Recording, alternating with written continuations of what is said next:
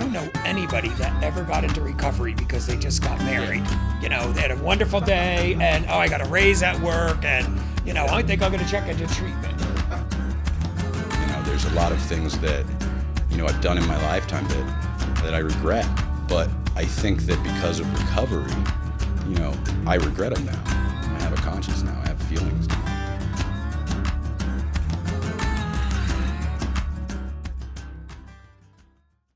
Welcome to Recovery Soapbox, sponsored by Brighton Recovery Center. If you like what you see in this episode, if you like what you hear, please like it, share it, and I have a feeling with our two guests that's going to be a real possibility. We have two people who really exemplify helping others and taking it to a level that not a lot of people get to take it to. And we have Ken Seeley and Michael Gonzalez. Ken Seeley has been on the show Intervention since 1999. Global interventionist. The show didn't start until 2004. Didn't it? Really? Yeah. Well, we'll edit that out. That was good. Okay, so anyway. Started doing interventions in 1999. The show started in 2004, correct? Okay. Or 2005, I think, is the first air. 2005, and you've been on it since it started? Yeah. Okay. Just had the year wrong. Devil's in the details, man. So much. The second season I started. And Ken's also an author. Face It and Fix It. Yep. Is it 3 steps to living the life you deserve? At least. Yeah. At least 3 steps.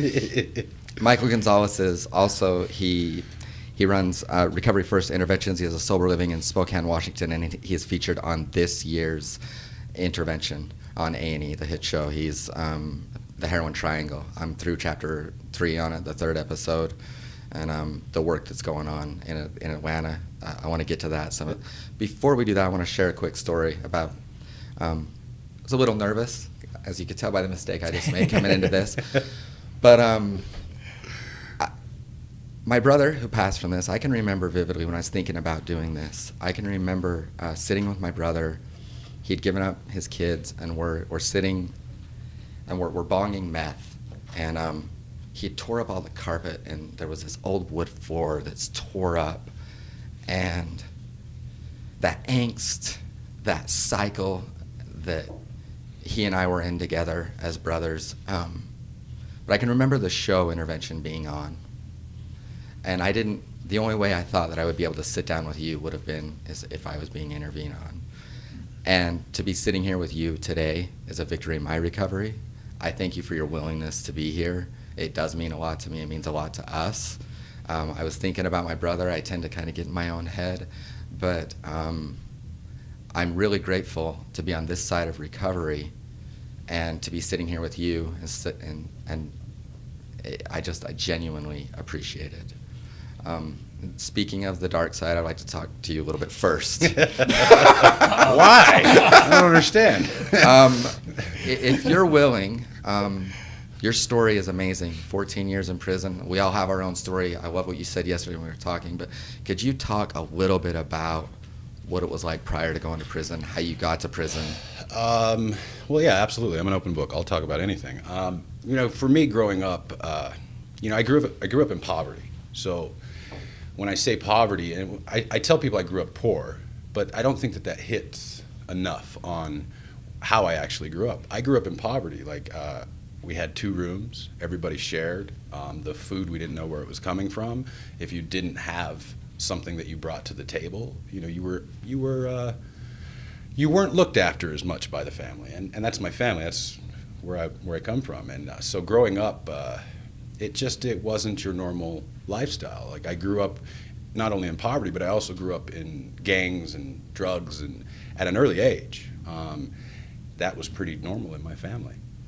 My family is a lot of drinkers. They're all, they all dabble in drugs, and it wasn't a good place for me to grow up, let's put it that way. I don't know who my mother is. I have a very non-existent relationship with my father, and that's all due to drugs and alcohol. They chose to stay doing what they do, and I chose not to. I've changed my life. But growing up, the thing that I was looking for the most was that connection with somebody that, you know, we feel like there's something missing in all of us. Like in the people that are in recovery, they just feel like something's missing. And I felt like that my whole life. And growing up, you know, that's what pushed me to look for that camaraderie, and I found it in gangs. And, you know, I think the way I grew up, you know, most families, they look forward to their family members going to college. You know, that's like a big thing for the kids, going to college and doing great things. Well, in my family, it was going to prison. And, you know, it was looked upon as like a good thing. And the way I grew up, people, they just can't understand that. Like, how is that a good thing? But growing up the way I grew up, where it's all about drinking and using and just not a great lifestyle, like, that's normal. And so growing up, you know, for me, it was drugs, guns, and just running and gunning and gangbanging and you know, doing a lot of bad stuff. I'm certainly not ashamed of my past, but I'm certainly not proud of it. You know, there's a lot of things that, you know, I've done in my lifetime that I regret. But I think that because of recovery, you know, I regret them now, and I have a conscience now. I have feelings now, and the way I grew up in that lifestyle of, I mean, I could go on and on about the way I grew up, guys. Like, let's be real. That's what people want to hear, right? That's what they want to hear. But I think for me, the lining of my story is more about where I'm at now, you know, and where I've gotten and how I got here. You know, Ken, you know, whether he knows it or not, you know, he's one of my mentors. I did his training a long time ago, and I was new in this field. And, you know, to come from where I came from, which is nothing. I come from nothing, you know, and to be where I'm at right now, like, it blows me away, man. I couldn't even begin to tell you, like, my lifestyle was just gangs, drugs, and just that was it. That was going to be my life forever, you know, and I have to pinch myself, man. It's bizarre. Like, it's the best thing that's ever happened to me. Sobriety, it changed my life, man, and all I had to do was stop doing drugs and listen, you know, and to be pulled out of that environment that I lived in, and to want to be pulled out. That's the big thing for me, is the way I grew up, you know, that camaraderie, the gang lifestyle, the prison. That's the only thing I knew. That was my love. Like, these people protected me, you know, and when I got sober, when the spiritual awakening happened for me, you know, it was good and bad, because that's the only lifestyle I knew, you know. So it was, in a sense, taking away, you know, now you got to work on being a good human being. Well, I didn't know what that looked like, and being that I basically grew up in prison, you know, it was a big learning curve for me. Like, the way I speak now, I didn't speak like this. This is not how I sound in my glorified gangbanging days. Tell us how that was. Yeah. Can you? So if you guys have ever, I'm sure you guys have seen Training Day, right? Yeah. Everybody's seen Training Day. Well, a couple of those dudes in that movie, we have friends that know each other. So, but you know, the way they sound in that movie, the slang, the ghetto talk is like it's Spanglish, basically. That's how I sound. Well, let's hear it. Now, see, the problem is, and here's the funny thing with that. So my wife, I had took her, when I met my wife, I had took her to meet some of my family, and I hadn't been around my family in a long time. So I met up with my family, and my wife had always, she said the same thing you do. Well, you don't sound Hispanic, you don't sound like you're Mexican at all. And so I went to introduce him to some of my family, and immediately, because I'm around my family, it kicked in. And I didn't even know it. I didn't even recognize it. I'm so far past that now, I don't recognize when I do things. Is he not going to tell us? I don't think so. It's not going it's like a politician right there. It's like, what is Everything going but we on? asked. It's taken so long. It's taken so long for me. So you're not going to do it? No, I'm not. I'm not going to. Oh my God! All that we're waiting. And here, you know, the funny thing is I assimilate all that stuff. We're laughing about it because it's funny. You know what I mean? Like, it is funny. But when I go back into that, it sets me off. It sets triggers off on me. And I don't realize it until somebody says something to me. And it took my wife to tell me, hey, what's going on with you? And I didn't even recognize it, but that was just simply being around my family. And the old lifestyle, like nothing. It just Well, we're in a kicked good right. place if that happens. What's that? You could just check in. I could definitely check in here. We want to test those triggers. I think, you know, it's funny because when I talk to people on the phone, they don't see that. And just like you want to see, like everybody wants to see me go to that place. And honestly, like we're laughing about it, but honestly, like I've worked so hard to get past that part of my life. You don't want to see the Hulk. Yeah, you don't want to bring the you know what out. though? It brings back a lot of. It's not just memory. It's like trauma. Like I have some significant trauma in my life, and so when I get to thinking and being in that world, it's not a good place to be, you know. And it's okay to joke about it and laugh, but that's the truth. And like that's for me. I let everybody know like I'm not proud of that. I'm actually quite embarrassed of it. The way I used to act, the way I used to sound, the way I looked, the way I dressed.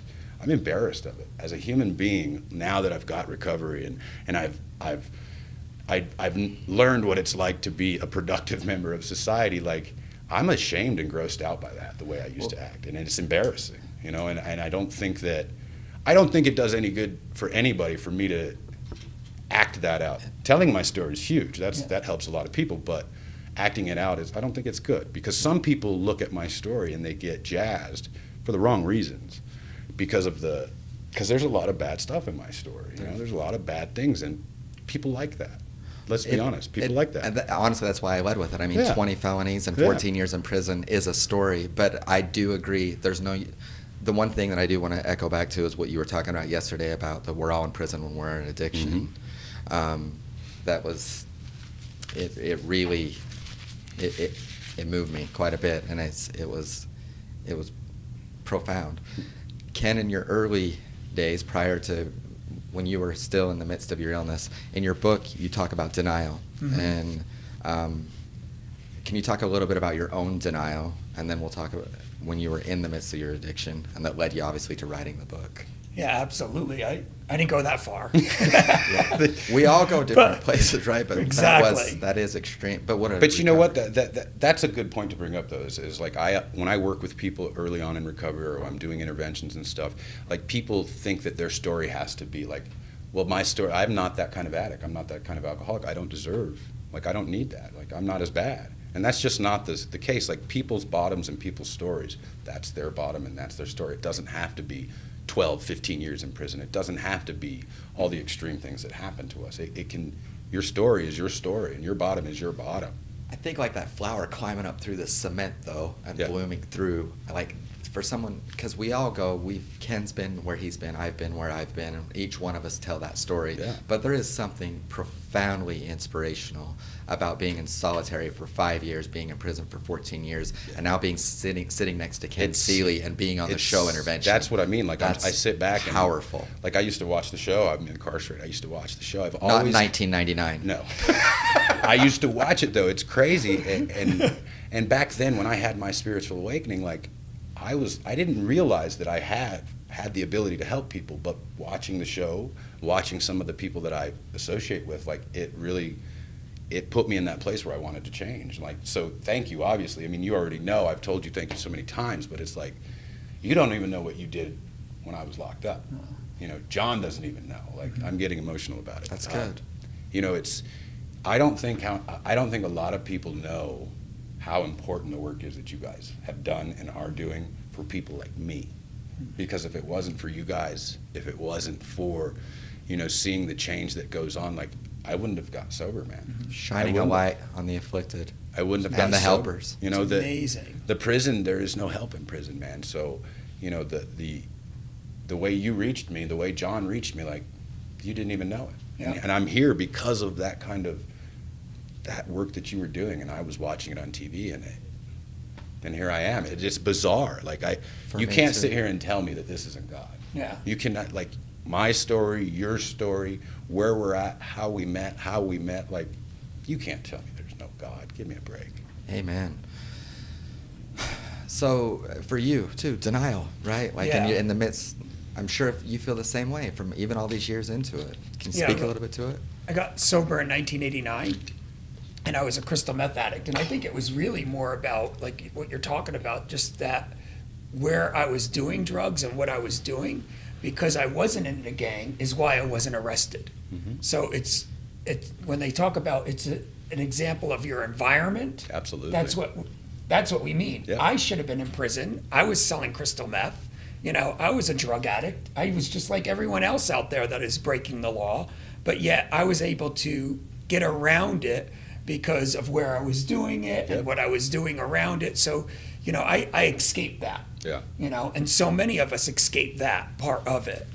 But because I escaped that, I think that, I'm not an addict. An addict is somebody that is in prison or that's homeless pushing a cart out in the streets. I'm not an addict like them. Yeah, Yeah. that's I'm a not that real bad. addict. I'm not that- That's a real addict. Yeah. Yeah. Not like me. That's not really me. Yeah. So that's what I was like, and so I couldn't see that. I was 130 pounds. I was, skin and bones on crystal meth, physically, mentally dying from the drug, doing it every day for 4 years. Staying up for a week at a time.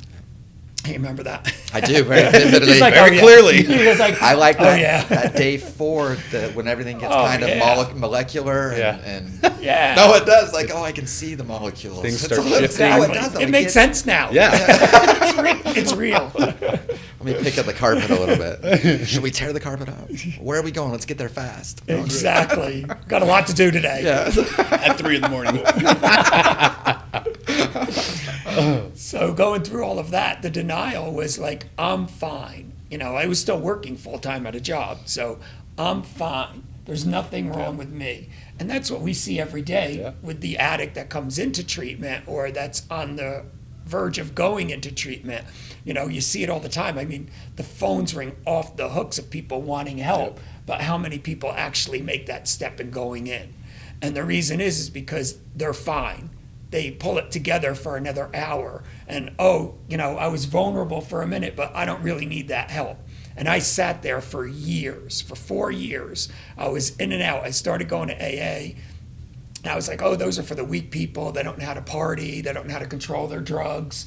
So I went to 12 steps. That didn't work.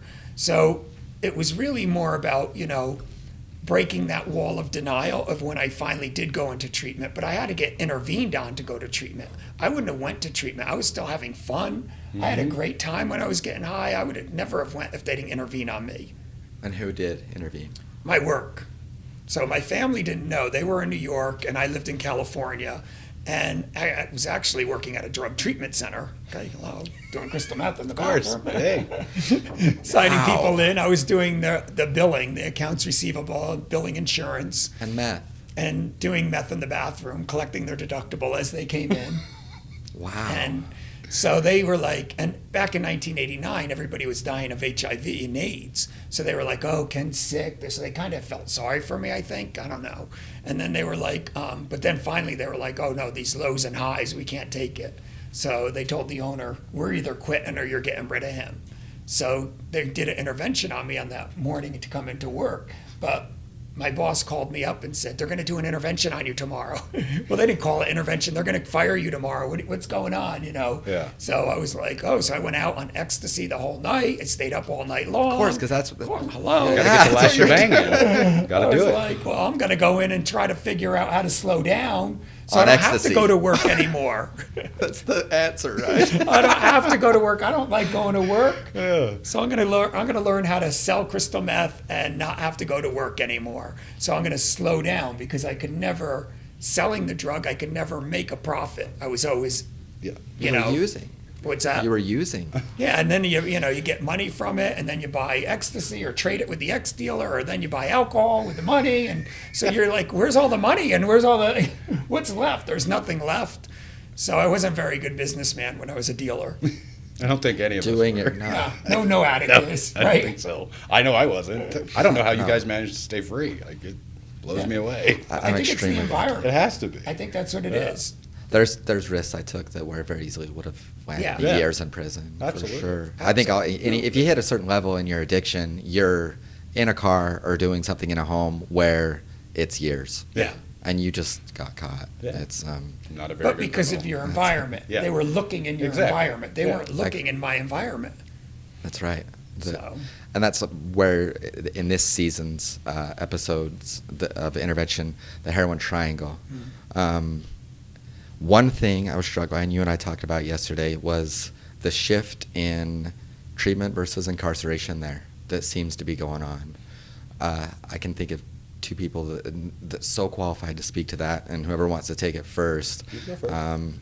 The difference in in incarceration and treatment and the swing we're making, and a little bit of what that was like. Yeah, I think about, God, 15 years ago maybe it's been, that they started the drug court programs because they realized that addicts and alcoholics aren't bad people, we're just sick people. And that with treatment we could get healthy. And drug court, I think they have 65% success rate. I spoke at one graduation in Brooklyn, and they're doing extremely great work on helping people get re-engaged with their families, because there's consequences. Yeah. Without consequences, like my consequence was I was getting fired from my job. I didn't know how I was going to pay my bills. So they have consequences in the drug court that if they don't follow that simple program, they're going to go face their felony. And they have a 65% success rate. So all addicts need consequences. And that's why I say if they're out on the streets, and because they're all breaking the law, like you said, we're just not looking for them. Yep. Especially the people we intervene on, they're not looking for them. But I say if they're not willing to get sober, let's throw them in jail. Because maybe they need to spend 14 years in jail and get it. I'd rather have them there getting it versus out on the streets playing Russian roulette with their life. And other people. Well, that's that too. I mean, they're affecting other people as well, and that goes back to like people say, well, I'm just a drug addict, I shouldn't be in prison, and the reality is this: is you break the law, you have to pay the consequence for that. Yeah. I don't think that all drug users need to be thrown in prison because, I mean, if you look at the numbers, I don't know exactly what they are, but they're well above 80%, and that's the people that are incarcerated. 80 with drugs. Are using drugs. Are using in drugs prison. in prison because of drugs. It's all related to drugs. So I think that the majority of those people need treatment. They just do. So is 80% of the people in prison using drugs? And using, yes. And the using majority while of they're the in there? prison are using drugs. I don't know the percentage on that. I'm 100% on the one that I Yeah. know that's in prison right now. Yeah, So it's- one for one, he's using. There's no, in the prison incarceration today, there's very few places that are actually helping people. Yeah. And, the drugs in prison are more accessible than they are on the street. It's just, you can, Wow. it's like a supermarket for me. When I was in prison, I didn't have to go far. Like I could literally knock on my wall, send it over. Really? And that's how it worked. So it's just, people in the real world have no idea what goes on in these places. And it can happen to anybody. Like it can happen to, a lawyer going to work every day, he catches a DUI and he's going to go to prison.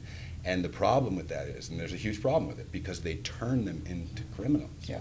Okay, I could have been something different, like if I would have had the guidance, and that goes for a lot of people that end up incarcerated because of petty drug offenses. Like if because you would have gotten treatment while you Yeah. were in there. things would be different, Yeah. and that's, people are going to prison and there is nothing there. There's a couple of prisons across the country that help people, but the majority of prisons are not about rehabilitation, and they make them worse because you go into, you got to think of it this way: a guy that gets a DUI, he hurts somebody somebody dies, they're going to throw him in with the murderers. They're going to throw him in with the real inmates, and that's not okay. That's not right, because a person out here in the streets that's using and abusing drugs, they don't understand the world of prison, and sending them to prison does not fix anything, because people die in there, and the world is just, they have no idea. Like people are dying every day in prison, ODs, stabbings, and people that were normal folks in the real world and they just made a mistake, and they get sent to prison, and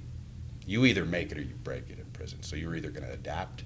It's the sharks. You're swimming with sharks. You're going to make it or you're not. And that's what happens to people in society, is they go in on a charge of, oh man, I had an ounce of weed, or I had a teener of dope, and they're catching a felony for that, and they're catching serious time for it, and it's ruining families. It's wrecking families. It's wrecking neighborhoods. It is not helping. But then they're getting used to the system. That's right. They're getting involved. They're That's getting right. more drugs. Now That's they're in the right. system. Now That's they right. Institutionalized. Yep. They're getting used to that. It's a cycle. You find families that are in this cycle, and you can go back and see the whole process of it going, the addiction in their family, whether it's getting locked up or being, like, you can just watch. You can even watch the middle class families where you would seemingly think that it's just a normal, 20-year-old boy who's just doing drugs, no, but some of these 20-year-old boys, they're getting involved in gangs, and they're getting involved in drug trafficking, and that's why people they need education on this, man. I mean, sending people to prison is not the answer. Sending somebody to prison who continuously breaks the law and does not want to get better, yes, that's going to make them hit their bottom. Give them a chance. Absolutely. And I think that with the show Intervention, that's what it's done since 2004, is shined a light So it was on. 99? Ken started Interventions in '99. Michael, get with it. So it shines a light on that stigma, and I hope that's what this does. Because there are other solutions, and so many. I mean, some of the neighbors in this community, some of the people all over, they don't understand, and hopefully we can help that a little bit. So you were released in 2008. I was really. I'd have to go. Let me get a look at my phone. I'll tell you exactly when. We need to get that picture too. He has a picture of the day he was released. I didn't see it. Oh, you haven't seen it? I posted it on Facebook before. It's It's pretty. I have some good pictures, so I'll show you after that. I showed it. Very, very different. But my question to you was going to be, so what's the difference, though, Ken, in someone that, because I have friends that have been in and out of jail, and they still are going in and out of jail. I spent 3 months in jail, and I know for me what the story was, but you got released, and now you're sitting next to Ken Seeley. It's wild, right? Yeah, but because your list of felonies. How did I get there? Yeah, you were It's a you good were story. violent, you were dangerous, you were a lot of things in the midst of your illness. Well, there's my some of my jacket. Oh my God. Okay, and I always tell people, people want to know, because people get tattoos and they look the part, and they always say, well, You look the part. yeah, and I tell them, not only do I look the part, but I did all that. And I always tell people, here's my ADC number, look me up, because I'm an open book. I don't want, the way I look doesn't go with the way I talk. It doesn't at all. So, and that's all learned, you know what I mean? But anyway, what did you ask me? So, in 2008, or whatever year it was when you Yeah. got out, I've been bad with years so far in this podcast, but when you got out, I mean, what's the difference in you not going back? So for me, it's really like I had a spiritual awakening when I got arrested on. Hold on, I'll tell you the day I got arrested on February 26th. February 27th is my sober day. February 26th is the day I got arrested. That's when I got sober. That's the February 26th is when I had my spiritual awakening. I had it in Prescott, Arizona. I got locked up and thrown in the jail cell where I was just at. You know what I mean? And it's an old jail. It's kind of like Shawshank Redemption, where they have those bars. Well, that's how that jail was. It's an old jail, and so I got locked up, and I was walking down the corridor, and I always go to solitary confinement. I don't. My jacket it's extensive, so I don't play well with others according to the system. So they always separate me, and so I go in, and I'm walking down the corridor, and I'm always cuffed everywhere I go. And I'm walking down the corridor, and all of a sudden you just hear the chains, because it's loud. It's the chains move the doors, so it's all old. It's just what you think of when you see Shawshank Redemption. Like, that's what it was. And I just remember walking, and I'm still high, you know what I mean? Like, I'm still messed up, but I'm walking to my cell, and I turn to the left to walk in, and I walk in the cell, and they close the door, and the chains are going, and I back up to uncuff, and on my bed, there's nothing in the room. There's not even a mattress. It's just a cot, toilet, a sink, but on the bed was a big book. And as corny as that sounds, because some people look at but that's my story. First time I picked up a big book I was a went kid. into that cell, and I have known about Alcoholics Anonymous and all that, and I walked in there, and it was just that moment. I had that moment of clarity, man, and it was like, I was like, man, you're here again. You just spent so much time, and I did. I had spent a lot of time in prison, and I was right there again.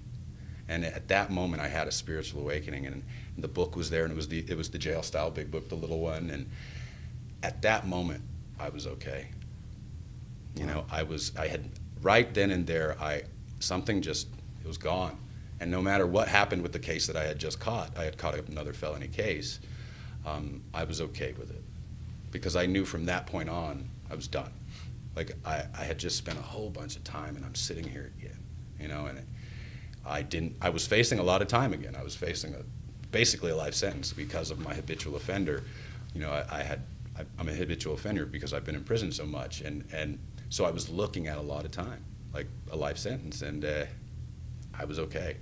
Something just happened, from that point on, my life continuously got better. Like, it just kept getting better. I went in front of the judge, and for the charges that I was charged with, everything got thrown out. The people that I was with, you know, I felt bad. They were good friends of mine in the gang, but it was their first offense, so they didn't get much trouble. So it was like a God thing, you know. All the charges on me got dismissed except one charge.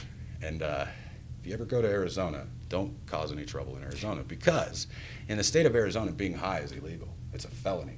I got a Class 6 felony for being under the influence of drugs from a urine test. I gave them a urine test because they get it from you when you go. And that's what I went to prison for on my last sentence. My last prison sentence, I went to prison for being high, 2.5 years. But in that time, I mean, I had that spiritual awakening. And, you know, the unfortunate thing about prison is most prison programs, the AA is not strong. And so I delved into that book, and I did it on my own because I didn't have a sponsor. You know, I didn't understand, but I tried to do it the best I could. And I did it, and I had done the steps, and it was different. I was in prison, and I finally got to a yard, and one of my friends that I had been in there with, he's my homeboy. That's the way we talk. But like he was in there, and I had done a lot of time with him, and his name was Diablo, and in Spanish that means devil. And so we're sitting on the yard, and you get an hour of rec every day, and so we're sitting out on the yard, and he's sitting there with me, and this is a man that I've basically grown up with, you know, from prison to prison. And he just looks at me and he says, "Man, there's something different. You don't belong here anymore." Uh-huh. And that moment, like, it was hard. Like, I was sad. I was happy that somebody had told me I'd changed. You know, that was like, I was happy, but I was sad, man, because, you know, that's the only family I knew my whole life. You know, I'd spent a lot of time there, and he told me I didn't belong there anymore. And it was like, it was so good, but it was so bad at the same time. I was like, wow, maybe there is hope. But it was also like depressing at the same time, because that's the only thing I knew, you know. But I had made that decision, you know, my spiritual awakening had happened. And like they say in recovery, like, once you've made that decision, you're done. Like, this decision is made. I don't struggle. Like, I'm done. Because you're surrendered to it, and I'm surrendered. Shows us. Like, I'm But done. that wave that you're talking about, that every one of us have to hit in order to get long-term recovery. It's the We only all way. have to do it. But that wave, that sense that comes over us, only comes through pain. Pain. That's Pain. the only way you get. I don't know anybody that ever got into recovery because they just got married. You know, they had a wonderful day, and I got a raise at work, and I think I'm going to check into treatment. No. It's the pain, and Right. the deeper the pain is for us emotionally, the quicker we get into recovery. That's right. And that wave that you have of surrender was, oh my God, not again. And then you look over and you see the book, and you see there's that glimpse of hope. Yeah. That's what we have to do for every addict out there, because, like, unfortunately, your brother didn't get that. You know, he didn't get to that point. But as interventionists, that's our job, is to figure out what's going to create that wave that goes through them that's going to say, I'm done. Yeah. And for every human being, it's completely different. All different. I think we do the hardest job. I mean, most people aren't done when we see them, and we have to. Whoa, I we wasn't have to, done. yeah, like, we have to show them that you're done, and then we have to convince them that they're done. I think.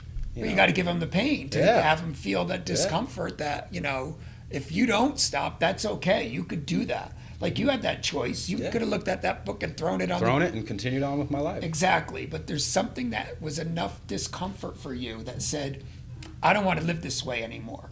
And that's where we have to get with each individual, is finding out where their tolerance level is of pain and tapping into it in a loving, respectful way, and then giving them the opportunity to choose. You want to go this way, or you want to stay on the path you're on? Yeah. Which one is it? And 9 times out of 10, they choose the right path. They man. do. I love it when we run into families, and it's always the same line. Oh, this is going to be the worst one you've ever done. You're not going to get them to go, and it's always they go, no problem.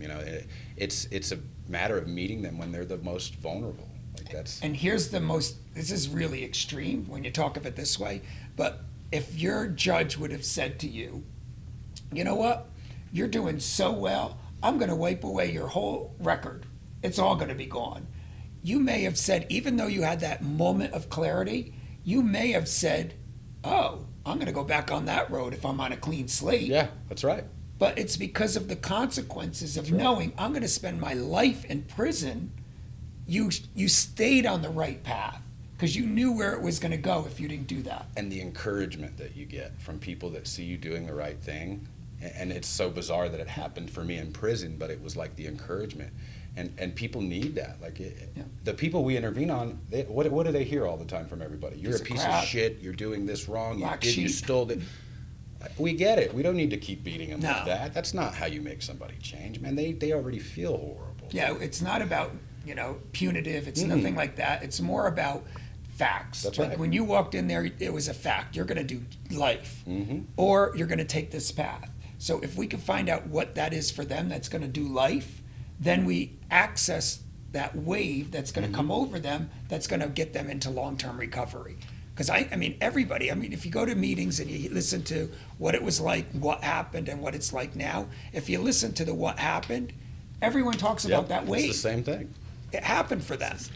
And our job is to create that wave, and most importantly, to keep the families on board with the consequences. Because like I said, if that judge would have said, I'm wiping away all your felonies and you got a clean slate walking out the door, that's like an enabling family. For sure. That's saying, oh my God, you went to treatment. I'm so happy for you. You could have your car when you get out.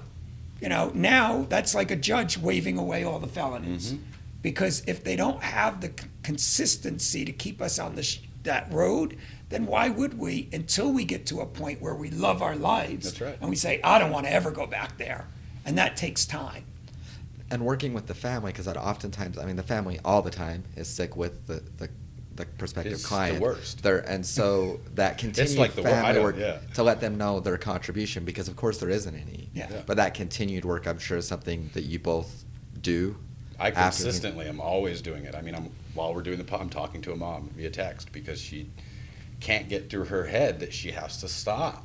Like every client, they're all the same. Yeah. Every family is the same. You may have those stubborn ones that just won't do anything, but they're still messing up by not showing emotion and showing support. But it's always the mother that just doesn't understand. What do you mean I don't have to pay his credit card bill?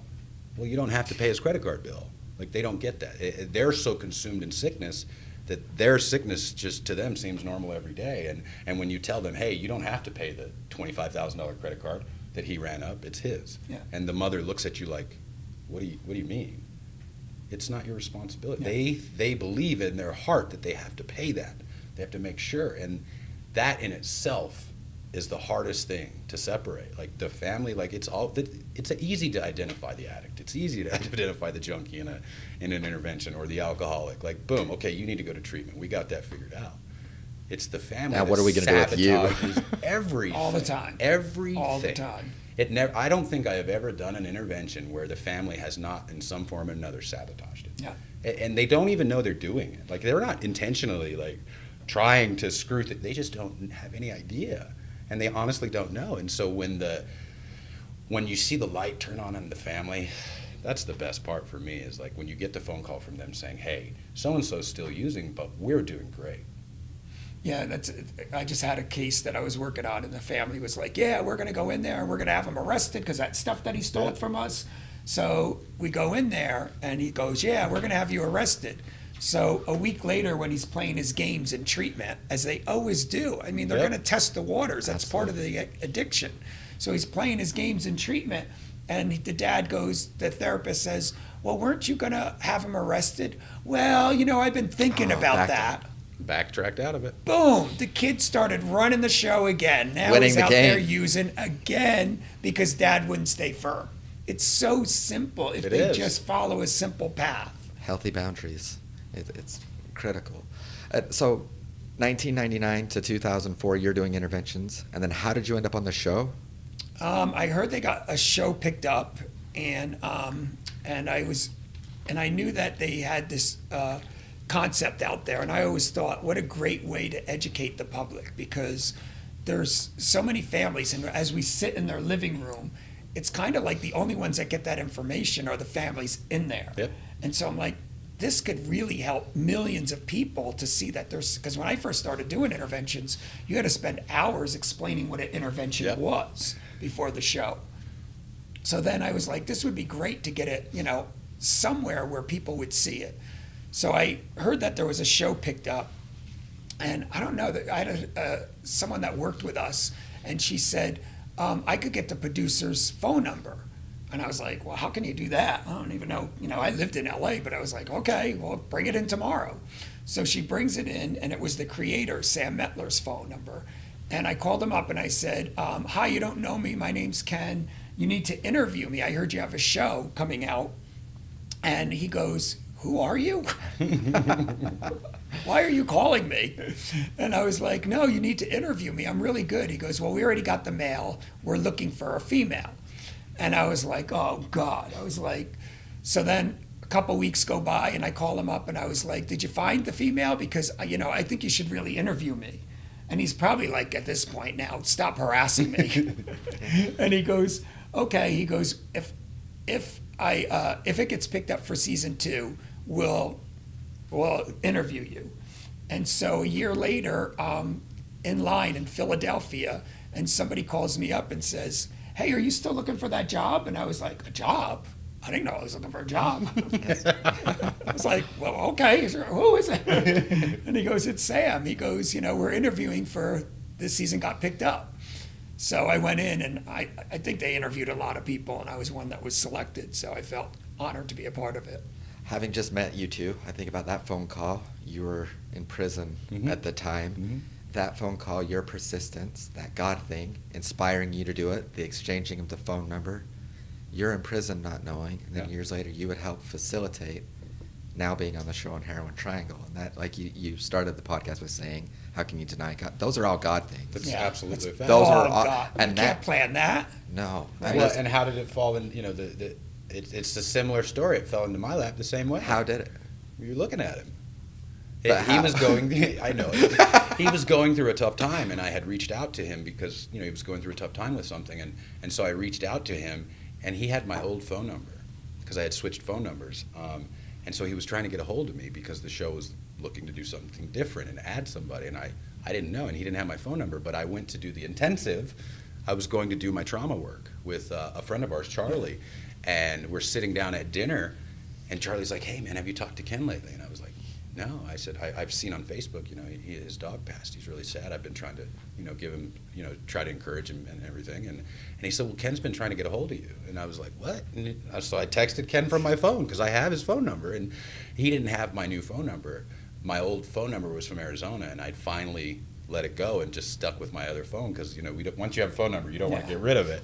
So I had it, but he had been calling that phone. And just that, I was in there taking care of me so I could keep helping people.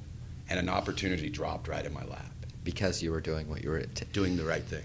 That continued work. Yes. That I've hit that 4-year, 8-month mark. We were talking about it on the way up here, and I went back and I'm seeing a therapist now doing a trauma narrative. Yep. You mentioned something on the ride up I'd like to hear more about. You were in your recovery at 13 years. Oh, yeah. And can you speak a little bit to what you were talking about on the way up here? Yeah, right before I got, my first 10 years of sobriety, I didn't work in the field. I did sober jobs for the first 10 years. And really, the reason why I didn't work or really get into a career, so to speak, is because I was in full-blown sex addiction. Or love addiction. Yeah. I just felt like, and money addiction. I was like, if I had $1 million in the bank, I would be so happy. I would be able to not have to worry about paying my bills. And oh my God, life would be so much easier. So I worked my butt off trying to make money, and it never went anywhere. It was like, I would be like, I'd make a certain amount of money and I'd spend it by the next month. And I was like, so the whole time I was trying to make money because I needed to have money in the bank for my retirement because I didn't have a state job. And my dad kind of scared me and said, you got to have a state job or a government job with a retirement. You're not going to have anything. And so I'm like, oh my God, I'm not going to have anything. I'm going to die with nothing. And so I'm panicked and I'm like, oh, I got to have $1 million. $1 million would save everything, right? So that's my mentality about working. And you're like a gerbil going in circles and you're never going to get there. Yep. You're just chasing the dollar and you're never going to get there chasing the dollar. So I was doing that. And then I was like, if I was only in a relationship, if I had the right relationship, things would be amazing. Yep. And so they do that in detox, okay? Hello. Take away one thing that feels And they good, switch to and the you next. switch to the next thing that feels good, and they're looking for their soulmate in detox. So for my first Or treatment. It's or so treatment, bad, yeah. right? We're Can we go meant to detox together? We're meant to be together. I was just, don't call me crazy. I was just watching that on Netflix, and somebody just met somebody in the psych ward, and I was like, oh my God, psych ward love. It's gonna work out Insane. great. The insanity behind that. And I was like, and they know, I don't think it's going to work out because we're in a psych hospital. This might be a problem. So at least they're a little bit smarter than we were when I got sober. You know? Yeah, we did the wrong thing all the time. So looking for love in that first 10 years, it was like full-blown love and sex addiction. Because, I say I kissed a lot of toads to, find the right one. But I was like, just, that's all it was. I was just seeking for that companionship. Like you were saying before, it's about being with people, and that's what it was. I needed to be with someone. And so I bought a gun on the internet. Now, I didn't realize it had anything to do with money addiction or sex addiction. I had no clue that I was in either one of those, or love addiction. And I bought a gun on the internet because I was so depressed. And I was like, you know what? Since I was 4, I've been bullied, right? Since a little kid, I've been bullied. And since 4 years old, and now I'm like, God, I'm 37, 40 years old. Till that many years, I've been feeling less than, like a piece of crap. And so I said, you know what, God, even though I have, because I got sober at 27, so 10 years of recovery, even though I have, 10 years sober, I still don't feel good. There's something missing.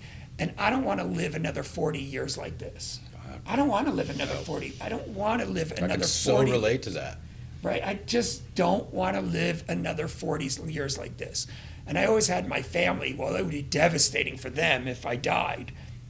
And then I was like, you know what, families get over that. So I put it in my mind that I'm done, and I'm 10 years sober. 10 years sober, and I'm like, I'm going to a lot of meetings. I lived in LA, so I was going to a lot of meetings. I was sponsoring 5 guys. So it wasn't like I wasn't working my program. Everything on that, I was off drugs and alcohol, but I was depressed. And I was like, you know what? I just can't do it anymore, God. So I did a lot of prayer, meditation with, working the program. And I said, you know what, God, you can't ask me to stay on this earth for another 40 years. It's not fair.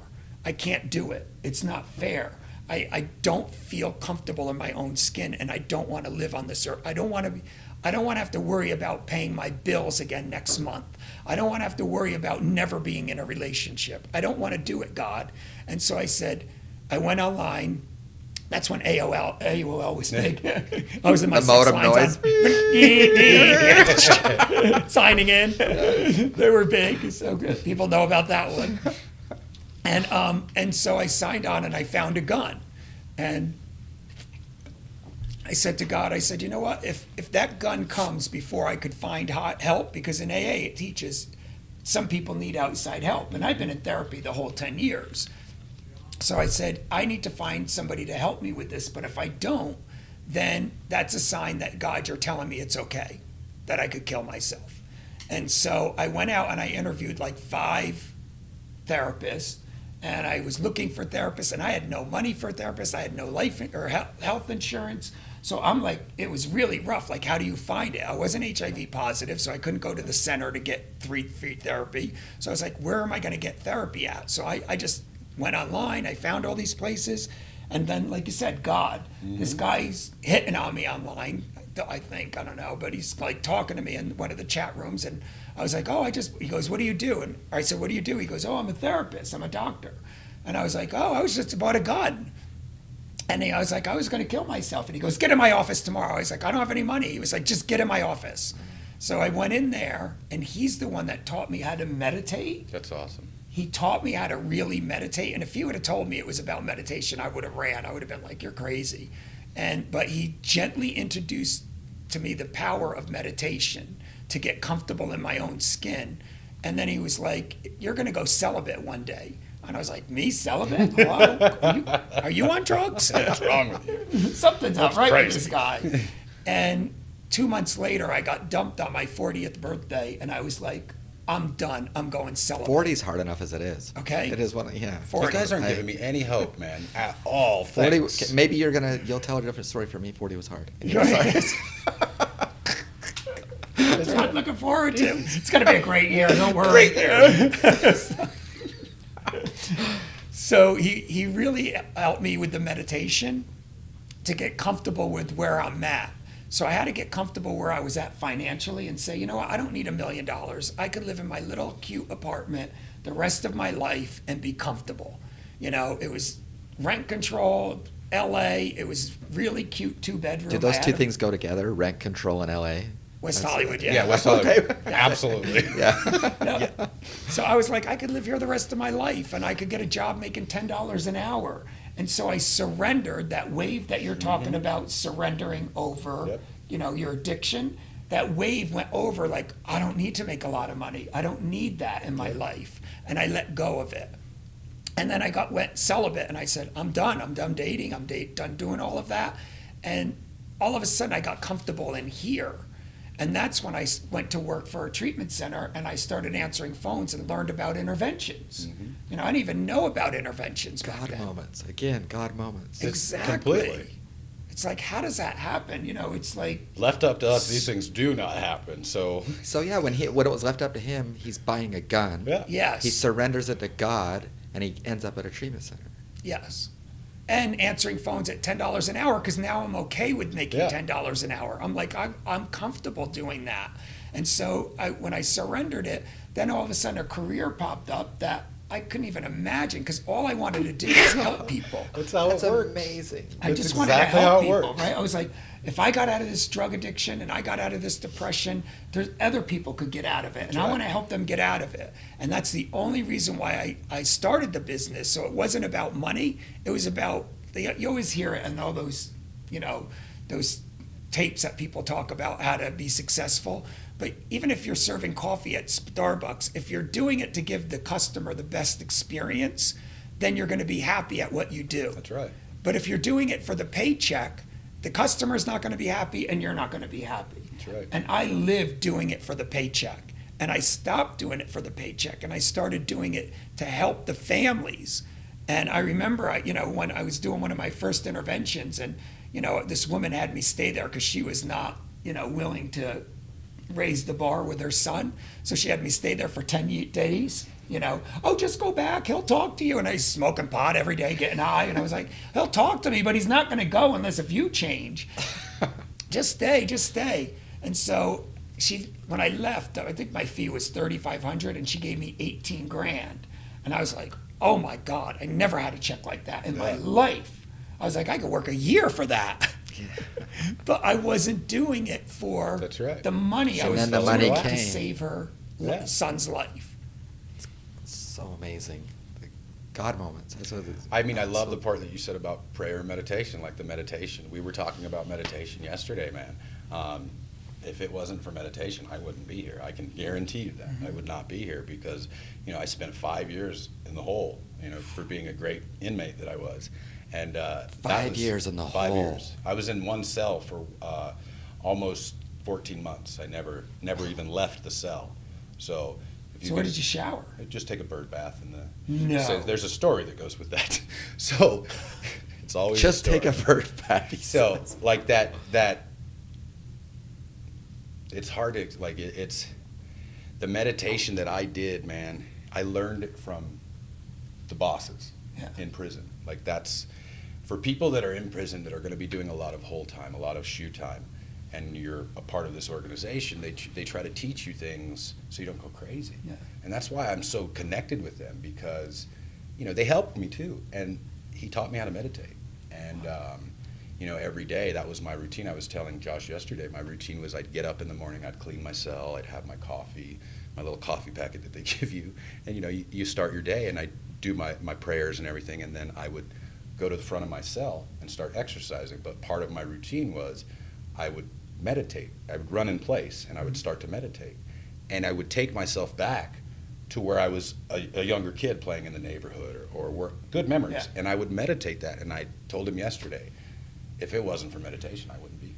Wow. Because, you know, sitting in a cell, I was in a cell for 14 months. I'd never even left the cell because, you know, where I was at is just as a nightmare. There's crazy people. There's animals. There's just really violent people. But you get treated like an animal too. So you go to the shower. Everywhere you go, you're cuffed. Behind your back, you're cuffed. So you go to the shower. Well, you're left in there for 6 to 8 hours, or the next shift comes on and takes you out of the shower. So I didn't take showers. I just took a bird bath in my sink because I had went and got in the shower one time and I was there for 8 hours. And then my neighbor, I got the great pleasure, which it's not, but you know, that's what the cops thought. I got the great pleasure of listening to my neighbor kill himself. And that happened twice. One time in the shower, one of my neighbors killed himself, and then one time he just killed himself. And it's like, that was around me constantly. And if I didn't have that I wouldn't be sitting here. Yeah. Like there's no like if, ands, or buts about it, guys. I would not be sitting here, you know. And so You go crazy. Yeah, when people tell me like, oh, I can't meditate, I'm just like, you're not trying. Yeah. Because I was able to do it in the most disgusting, horrible place, and all I had to do was surrender and try it, and it changed my life. And it's not easy No. to meditate. It's hard. No, it's hard I to got get- up this morning and did my meditation, and I was like, oh, just roll over and go to bed. You don't Mm-hmm. want to get up and do that early. But the relief that comes from it, Oh, the gifts. Jesus, I mean, it's insane. That, for me, what meditation has done is things that tend to come more easily. For instance, whether it's, you know, I focus on something, I think about something, and it seems like if I'm not meditating, and things just happen for me in a way that those God moments, those Yeah. things, everything feels So as if naturally. maybe we're just more aware of it. And even Yeah. you think of talking about God moments, Bill W. knew to write it in, and a lot of the word that gets missed in that 11th step is through prayer and meditation. meditation, that's right. That meditation piece, he knew. It doesn't say just through prayer, it says through meditation. For you guys, is it just mindfulness and you're focused on your breathing, or is it transcendental, or is it? I mean, for me, I focus a lot on breathing, but it's just something that clicks on with me. I don't have this process. Like, I go into my mind and I just calm myself down, and the breathing obviously helps, but it turns on and I'm there. It's taken me a long time to get to that point. Like, it wasn't easy to get to that. No, I'm still working on. Yeah, There's times like, when it I can takes only do like time. 7 And minutes. there's I try to do times where 20, and I'm just I like, can't okay, I meditate gotta- at all. Yeah, like yeah. there's times where I can't meditate at all because this thing up here is just, it won't stop. So, Yeah. But I'm telling you, like, that's the missing component for almost everybody. Like we go to meetings and everybody is, you know, they're talking about recovery's going great, everything's going, but I just feel like shit. Like, why do I feel like shit? Like, there you go. They're not meditating. That's right. That's why I bought the gun. That's right. Because I wasn't meditating. And, you know, for me, the guy had me doing, you know, he had me meditating to Ganesha, which is A chant. a Ganesha, you know, who is Mm-hmm. like an obstacle, a god of, removes obstacles. He has 4 hands, so he removes obstacles. So I would just sit there and say, you know, whatever was in my day, God, please remove the obstacles and make it as easy as possible. And I would just sit there and ask Ganesha to do that. And I didn't even know what Ganesha was. I had no idea. You know, I just said, okay, here's a little elephant guy. I was like, you know, just move him. Ganesha, got him out of the way. And, you know, and as the years went on, you know, I just realized with the chakras and all of that, there's the energy from the back behind us that we all have, and you pull it up through you. And I would push the energy up through me, and that's when I really connect to God. You could push that energy from your gut all the way up to your head, and that's when, you know, I'm really like in the zone when that happens. How many years did it take you to get to that? 10.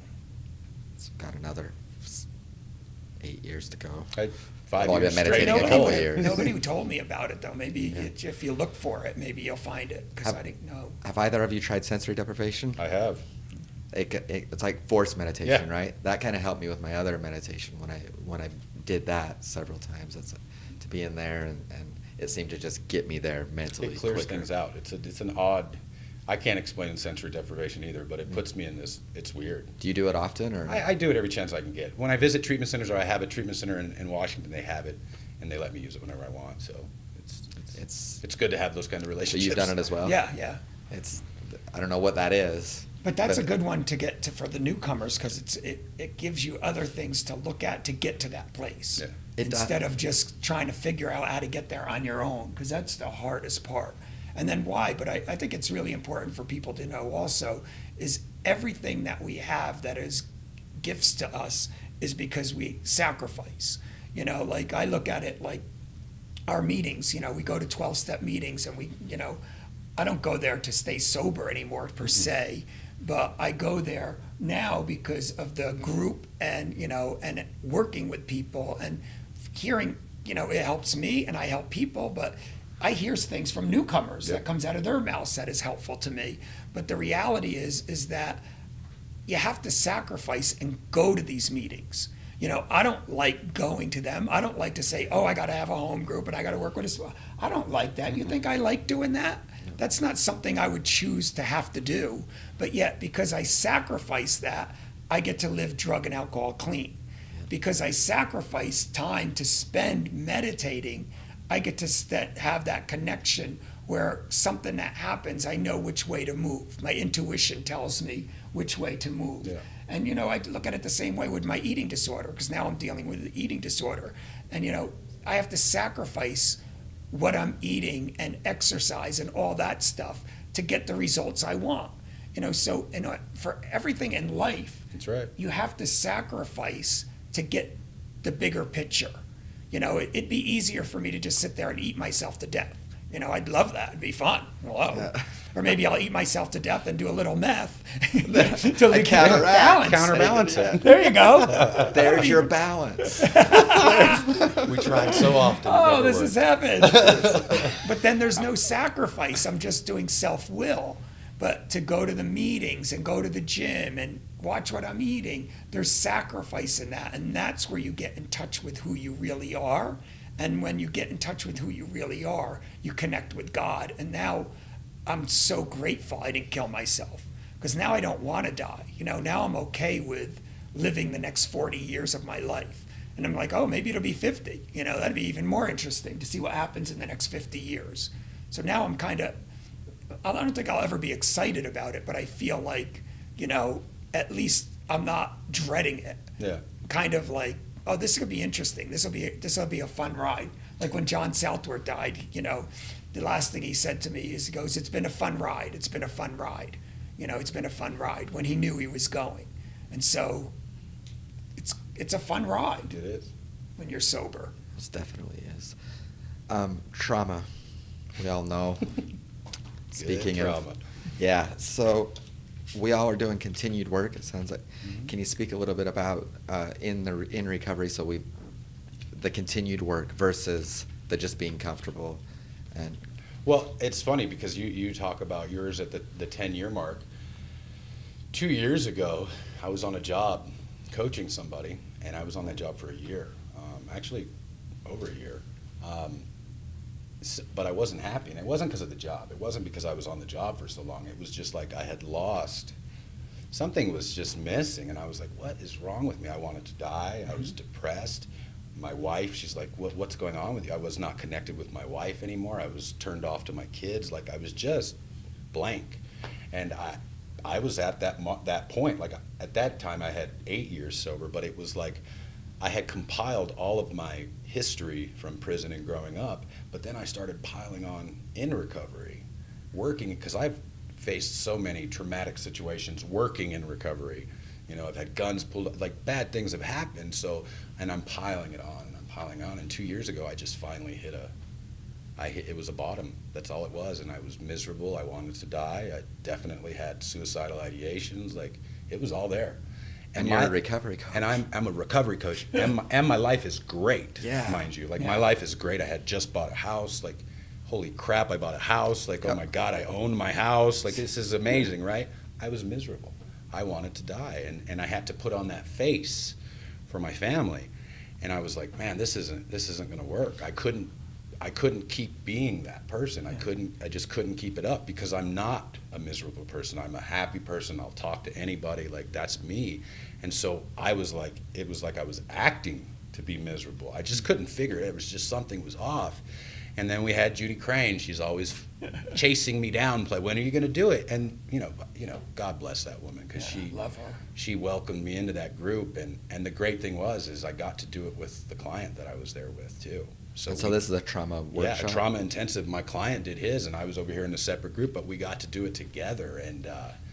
man, that was powerful. Like, it was super powerful. This guy got to see me at my lowest. Like, he got to see me trying to book a plane. Like, I was literally in group trying to, thank God there was no cell service. But like, to get to that point for me was just complete misery. Like, I still have a great life, but like then was like at one of the peaks of my career. Like, I was really taking off 2 years ago. Like, things were really working, but I was fucking just miserable and I wanted to die. And I think that the close friends that I had that pointed it out to me, you know, I knew I was miserable, but I didn't want to. It's hard when you got that much sobriety and you're like, gotta go on. A lot of good things yeah, happen. and now you got to go get some help. And like the fear of, you know, the people that you work with, it's a big fear. Like, oh, they're going to think there's something wrong with me, or there's so many thoughts that go into that. Thankfully, you know? in this industry, though, it's support. Yeah, Yeah. most Thank of the God, time it is, you know, but there's those times where it's not. But like, that was all just piled on me, and I was just miserable, man. I was so tired. I was ready to die. And somehow I got connected with Judy, and during this time, because I had been miserable, but I had been avoiding her, and somehow it just fell into place. And my client was like, I need to go get some trauma work done. And I was, the light just turned on, and I just immediately was texting Judy, and I was like, hey, We're ready. I'm ready. So is my client, but I'm ready, you know. And like, I'm getting chills right now thinking. And I remember when I got there, I literally, day two, like day one, the girl had a severe like trauma reaction to what was going on. It was intense, and that was our introduction to the group. And literally, I'm sitting there, and the next day, I'm like looking on Delta. I'm just like, I'm out of here. And one of the I think it was Tom. He called me. He was like, Tom called me on. He's like, why are you on your phone? What are you doing, Mike? And I'm like, actually, I'm booking a ticket. Like, that's what I was, because I didn't want to, like, it hurt. Like, it physically hurt. Yeah. And I was like, I don't know what happened that made me stay. I think it was Charlie, because I had a trauma reaction to Charlie because of my old business partners. And somehow it just, something clicked, man, and I stayed. And that work that I did there, and the work that I still have to do today, you know, because there's still certain things I have to do on a daily basis to continue to work with that, because my trauma's not gone. It's there. And I'm living trauma every day. Like, Yeah. there's more trauma that comes up every day. That's one thing that people don't understand is, like, trauma, there's a lot of trauma in life, and you think that it's not, but it is. And you don't realize that until you're in an intensive, sitting with somebody that knows what they're doing to pull it out of you. Like, it was like pulling teeth for me in there. And when Tom and Judy did it, like, I was scared. Yeah. Like, I was scared. I was like, oh shit, it's all, okay, now what? Like, they pulled it all, I was scared, and I'm like, I was freaking out. But, you know, if it wasn't for that trauma, I don't know what the future would have been. I don't know if I would have been sitting here. You know, it's hard to think about that. It's scary, actually. Like, I don't want to get to that point again. I think when you hear people, whether it's in the rooms or whatever, and you hear a lot of people that have 7, 9, 10, 12, 15 years, and they go back out. Yeah. I think if you really dug into a lot of their stories, it's because they didn't do that kind of work. Yeah. For me, it's just begun the last few months ago, and it will continue for the rest as long as I'm here. But I think it's important that people know that you can have recovery. And anybody I know, it seems to be 4 years, for whatever reason. Yep. Seems to be the number. It's And the 4-year, 5-year mark. And then with working in recovery, it's like the 5-7-year mark you get. It just, there's something that happens. Yeah. So I just encourage, listen to Ken and Michael, if you are out there and you have these feelings and you're in recovery, but you're not happy and you're having those thoughts, I just went through it. I'm still kind of going through it, but seek more help and dig into the trauma. I mean, I think that it's probably, you know, getting sober is awesome. You know, but when you can delve into your trauma, like, so much relief comes from it. Like, I was scared to death, but now I'm like, I just want to keep going because I want to be happy all the time. You know, I want to just be that guy that's in those meetings that we go to and that's always happy. God, is he on drugs? 'Cause Like, he's why is he so happy? Like, you know what I mean? Like, I want to be that guy. And for the most part, I think I'm getting there. Yeah. You know, but it's with guys like you like being able to be around each other and noticing these signs. community. Like, you know, it's important because, and that's what I was telling you about earlier, is like, you know, the rooms, certain people, they try to put us up here like this, and that's dangerous, you know, because I got to a point when I got sober in Prescott, I was really on fire for recovery, and like, I was working for Rick, and I was doing a lot of work, and I was like, oh yeah, look at me, you know, and then people wouldn't tell me the truth. That was the problem. Like, I was acting like a douchebag you know, but the people around me wouldn't tell me the truth. And that was because I was doing all this work and everybody thought I was just this cool guy, and they didn't do what they were supposed to do, which is call me on my shit. And thank God I had people in my life to do that, because if I didn't, I'd still be full of myself. I'd be using by now. That's a given, you know, but the encouragement and being able to call each other on our behaviors, I think that's key. Like, if you don't have that kind of transparency with somebody, Yeah. you're in trouble. And hopefully multiple people. Yeah. A community of people, Mhm. and you can text or call or go have coffee with, and that's how we do it, right? Because I don't look at it, any of my success as me at all. It's all God. It's all It's all interdependent It's with all God, God. an interdependent It's relationship that with God. connection that I have with God that gives me the opportunities. Like, how did I get that phone number from that guy? How did that woman that worked with us, how did she get that phone number? You know, it's all about God. It's all God. It ain't, and it's nothing that we've Nothing done. that Not we one do. thing. It's all God. So if you look at it that way, how do you have an ego? Well, You yeah, know, because it's not, because as it's soon not as me. it's us, then it's prison, or it's being around a brother who passed and jail. And for you, whether it was the God or what, I mean, that's when we make, the one commonality and all that is we were making decisions. Exactly. That's right. It was us forcing our will onto the situation. Yeah.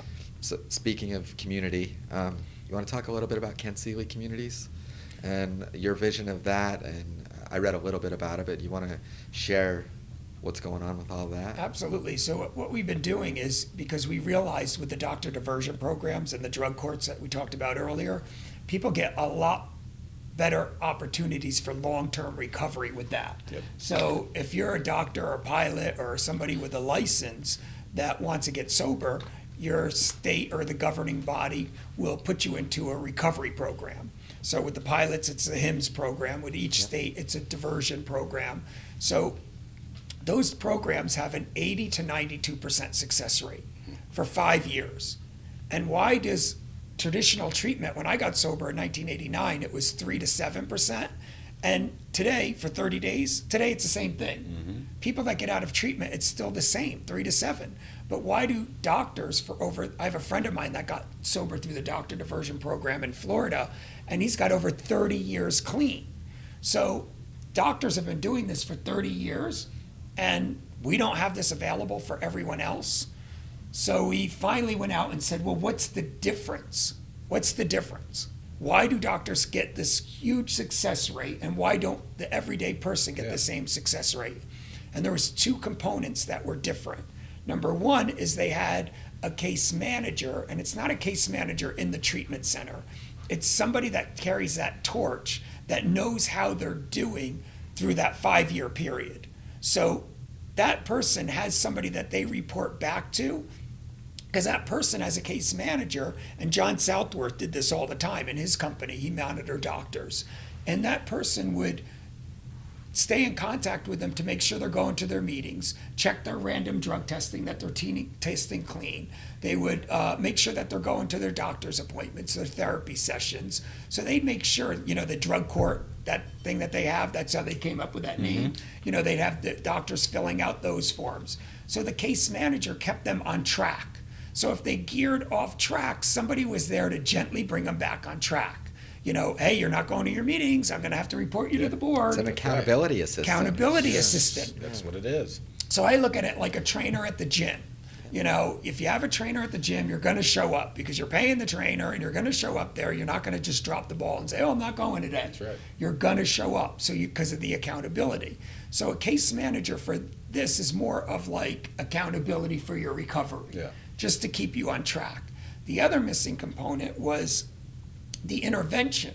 Something happened in their practice, if they're a physician, that they were intervened on, where the medical board was aware now that they have a drug or alcohol problem, and so they intervened and said, you need to enroll in this program. So at their intervention, they had something that means something to them, and it's their licensure.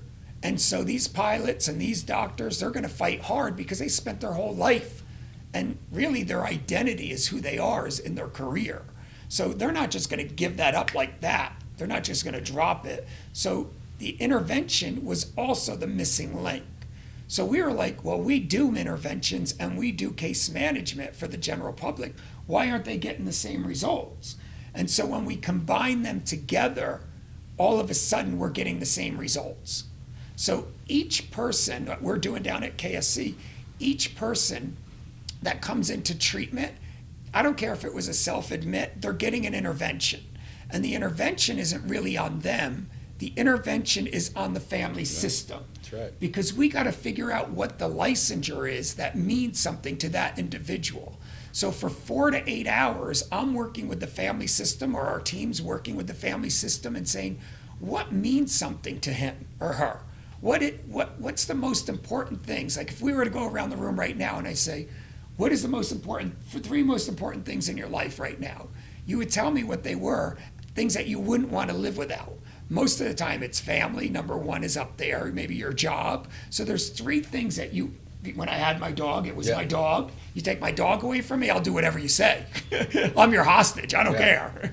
Because she was getting old and she was getting sick, so I would do anything for that dog. So there's 3 things that each individual has, and my job is to educate the family that because they have those 3 things, you're supporting their addiction. But if we could take away those 3 things only if they're not on track. If they're on track, they get those 3 things and 1,000,000 times more. They get you as a family. But if they go off track, they're telling you that they don't love you. They love the drug more than they love you. So if they're telling you that, then let's take away these things. So now we have the licensing board, like the doctors have. We have a license where we're going to take something from them that means something to them, that's going to keep them engaged to stay in treatment. So we just had one that I was telling them yesterday, we just had this one client that the family came in and they were like, if you do not, because he went through 5 treatment centers, and it's not fair. If they would have did this in the first treatment center, what we do, if they would have did this in the first treatment center, he may not have had to go through another treatment center, right? That's right. So the family said, and the family's pretty well off, and the younger brother ended up being the older brother because the older brother ended up being a drug addict, right? So he ended up being more of the mentor for the family, and he's angry at his brother because he's like, you're taking all the energy, you're abusing mom and dad, how dare you? So he's angry. The little brother, he's like all upset about it. And the middle sister, they're all like, all on different wavelengths. But at the pre-intervention that we spend 4 to 8 hours, we get them on the same wavelength. That everybody's going in there, you're in a united front, and you're going to take away from him. You guys are going to walk away because you've been doing this for 5 years now, and you're not going to tolerate this behavior anymore. And dad was in recovery, and dad's like, yes, let's do it. So mom's more of the enabler, like, oh, well, is he going to die out there? Pay his credit card. Yeah, you got to pay his credit card. Exactly. Yeah. Exactly. So, you got to regain mom and remind mom, look what that's doing to his brother, your other son, that's been neglected because you're so focused on the freaking addict. Is that fair to him? Because he's acting out, he loses his mom because you're so enmeshed in his insanity. We're going to appoint you a case manager, and moving forward, you have a relationship with the case manager. You don't need a relationship with your son until he gets clean. That's right. When he gets into recovery. So the family was all like, okay, this is it. They all read their letters, just like he's already in treatment, so it's not like you need to go to treatment. They all read their letters, how much they love him, they want him back, but they're not willing to tolerate that drug addict behavior anymore. So, and if you do, we're done with you. And so at the end of it, he goes, I'm getting tired of this, and he goes, let's all just go out and get something to eat, because they all flew into Palm Springs to be with him. They're from, another state. Let's go get something to eat. And the father goes, we're not here to eat with you. He goes, we're here to tell you what our bottom lines are. And if you don't get this shit, we're out of here for good. And they got up and they packed their stuff and they left them there. And that was the win that needed to be knocked out of him. That was the moment. That's the moment. Yep. And if he would have had that in his first treatment center, that the family cut him off. And again, it's really complex because I had a strong family. But most families aren't that strong because they don't go through it 5 times. But this family was 5 times, they're done. But my job, our jobs, is to get that family to be done on the first one. Yep. Because if they get done, then they'll be done. So when they go through treatment, now they get a case manager that takes them from the minute of the intervention through detox, through residential, through IOP, through aftercare, through the whole 5 years, just like the doctors. That person is following them through, and that person's, because, you know, an addict, they'll be like, oh, I feel better, I'm not going to do this. You know, they're not going to stay on the recovery track, and they're going to start dictating what they're going to do. And then they start doing that, and then they fall into relapse. So it's not their fault. There's nobody keeping them on track. There's no accountability. There's no accountability. But we're keeping them accountable and the family strong. So doing that and creating that for the public. And the best news is 3 years ago, we got this Joint Commission accredited for the case management.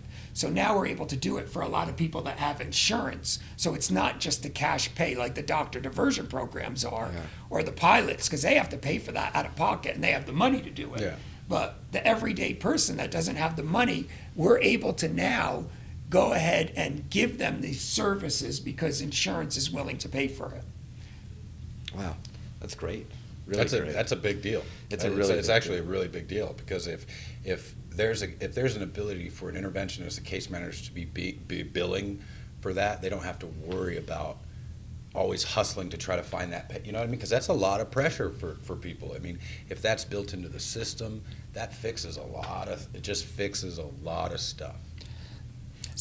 And insurance is really excited about it too at some level, because they never want to pay, right? Yeah. They're not excited about paying anything. But they did a study, Humana, I think it was. They did a study that they gave case managers for high-risk people. So anybody that's like just gets out of the hospital, a senior, you know, they appointed case managers to them.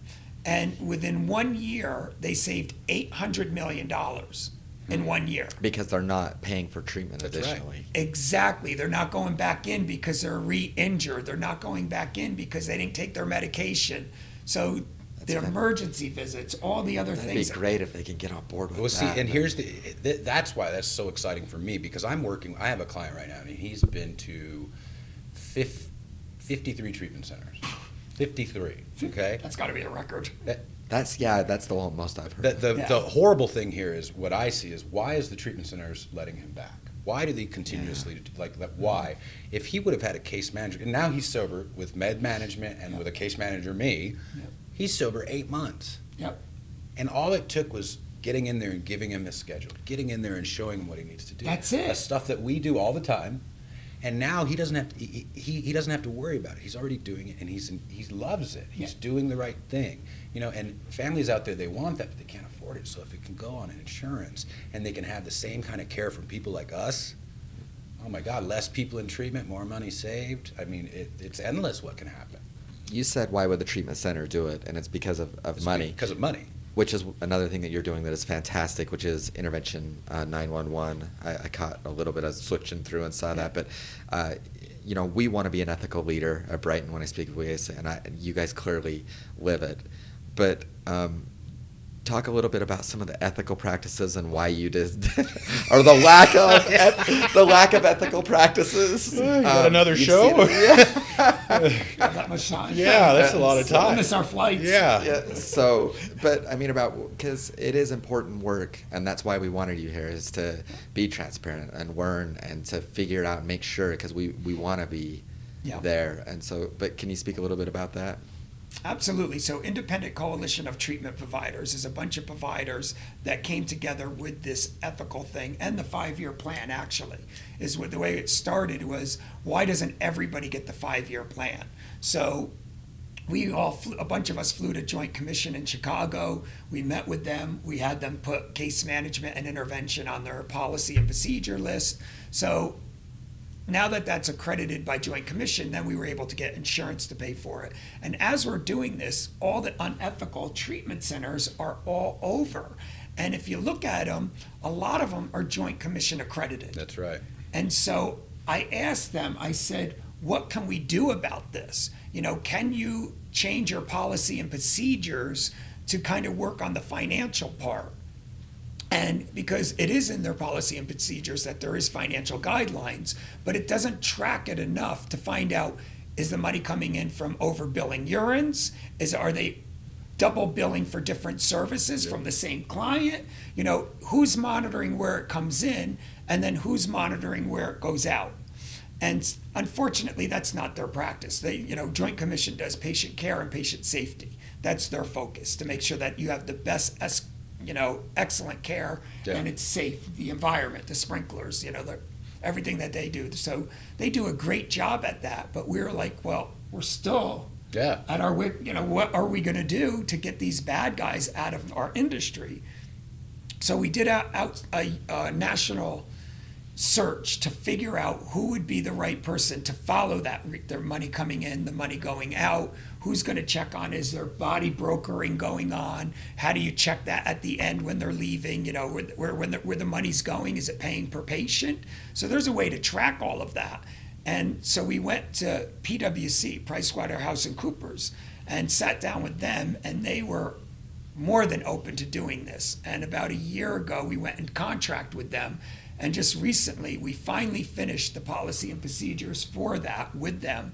So if you join Independent Coalition, you have to have your Joint Commission accreditation. You can't even apply without that, because we're not going to get involved in policy or patient care and safety. They cover that, and they're excellent at that. Yeah.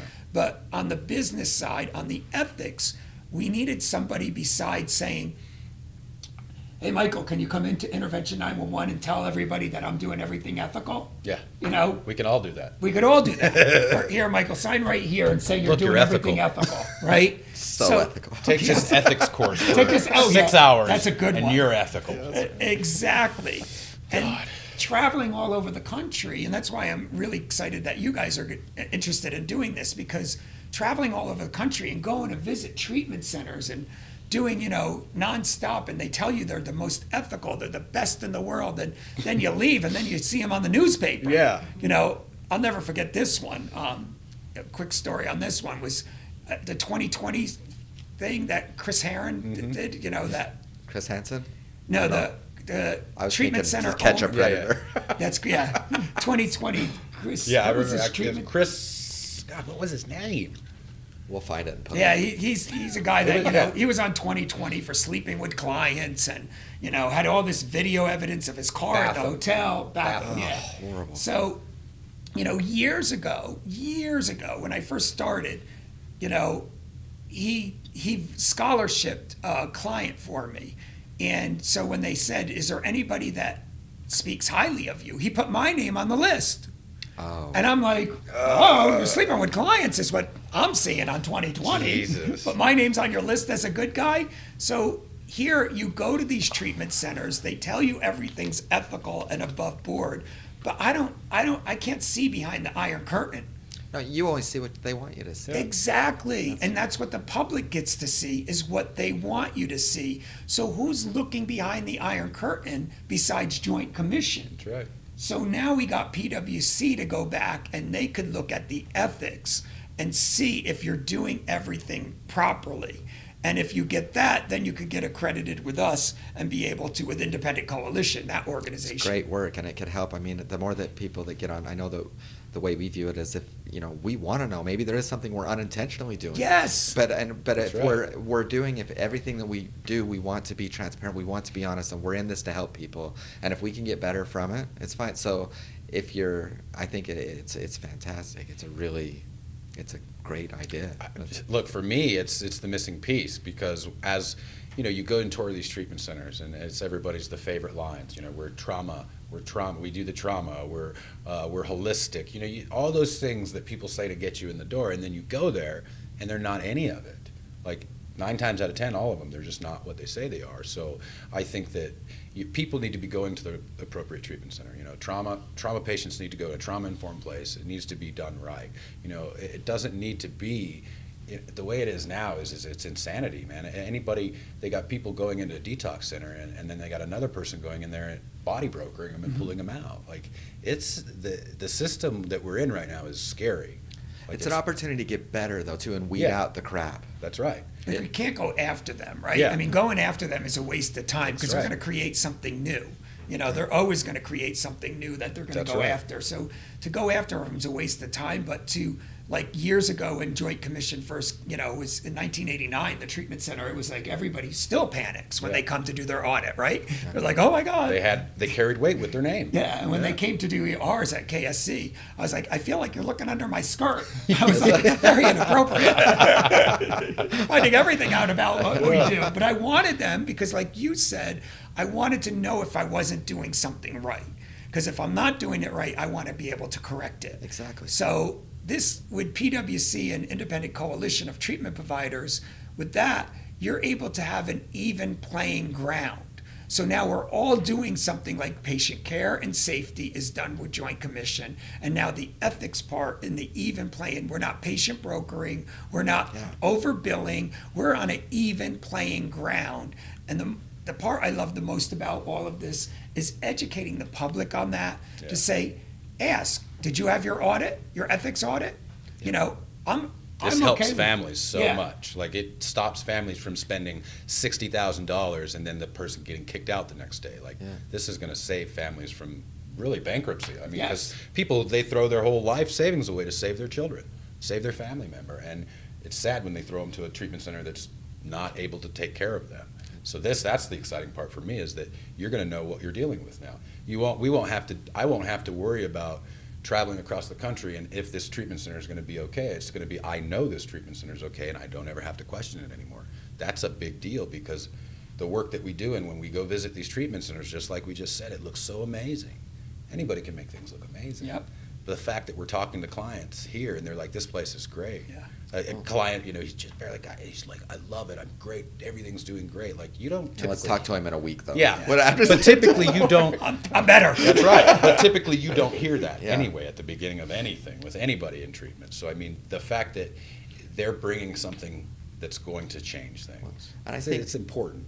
I think when you're doing the right thing, there's no bullshit about Yeah. it. You can tell when someone's doing things, and it's the same thing for a business, especially, I mean, in this industry, you guys can tell you've done this so many times, and I'm sure there's centers you go into and you know immediately, ugh, or you come into a place where you feel it and you know, oh, this is where healing is happening.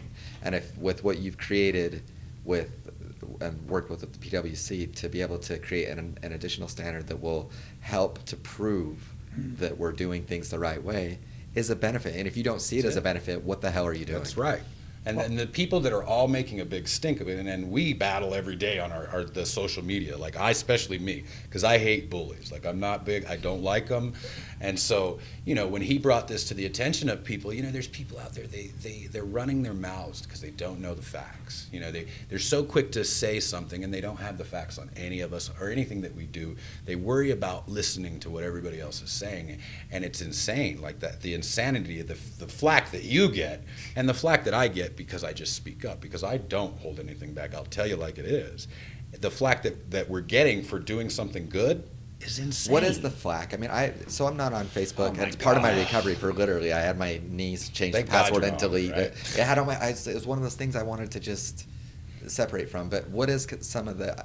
I mean, this guy that was on one of the sites the other day, I just posted it and I said, here's an example, because it was an ethics, page. And I was like, here's an example, so you don't have to question it.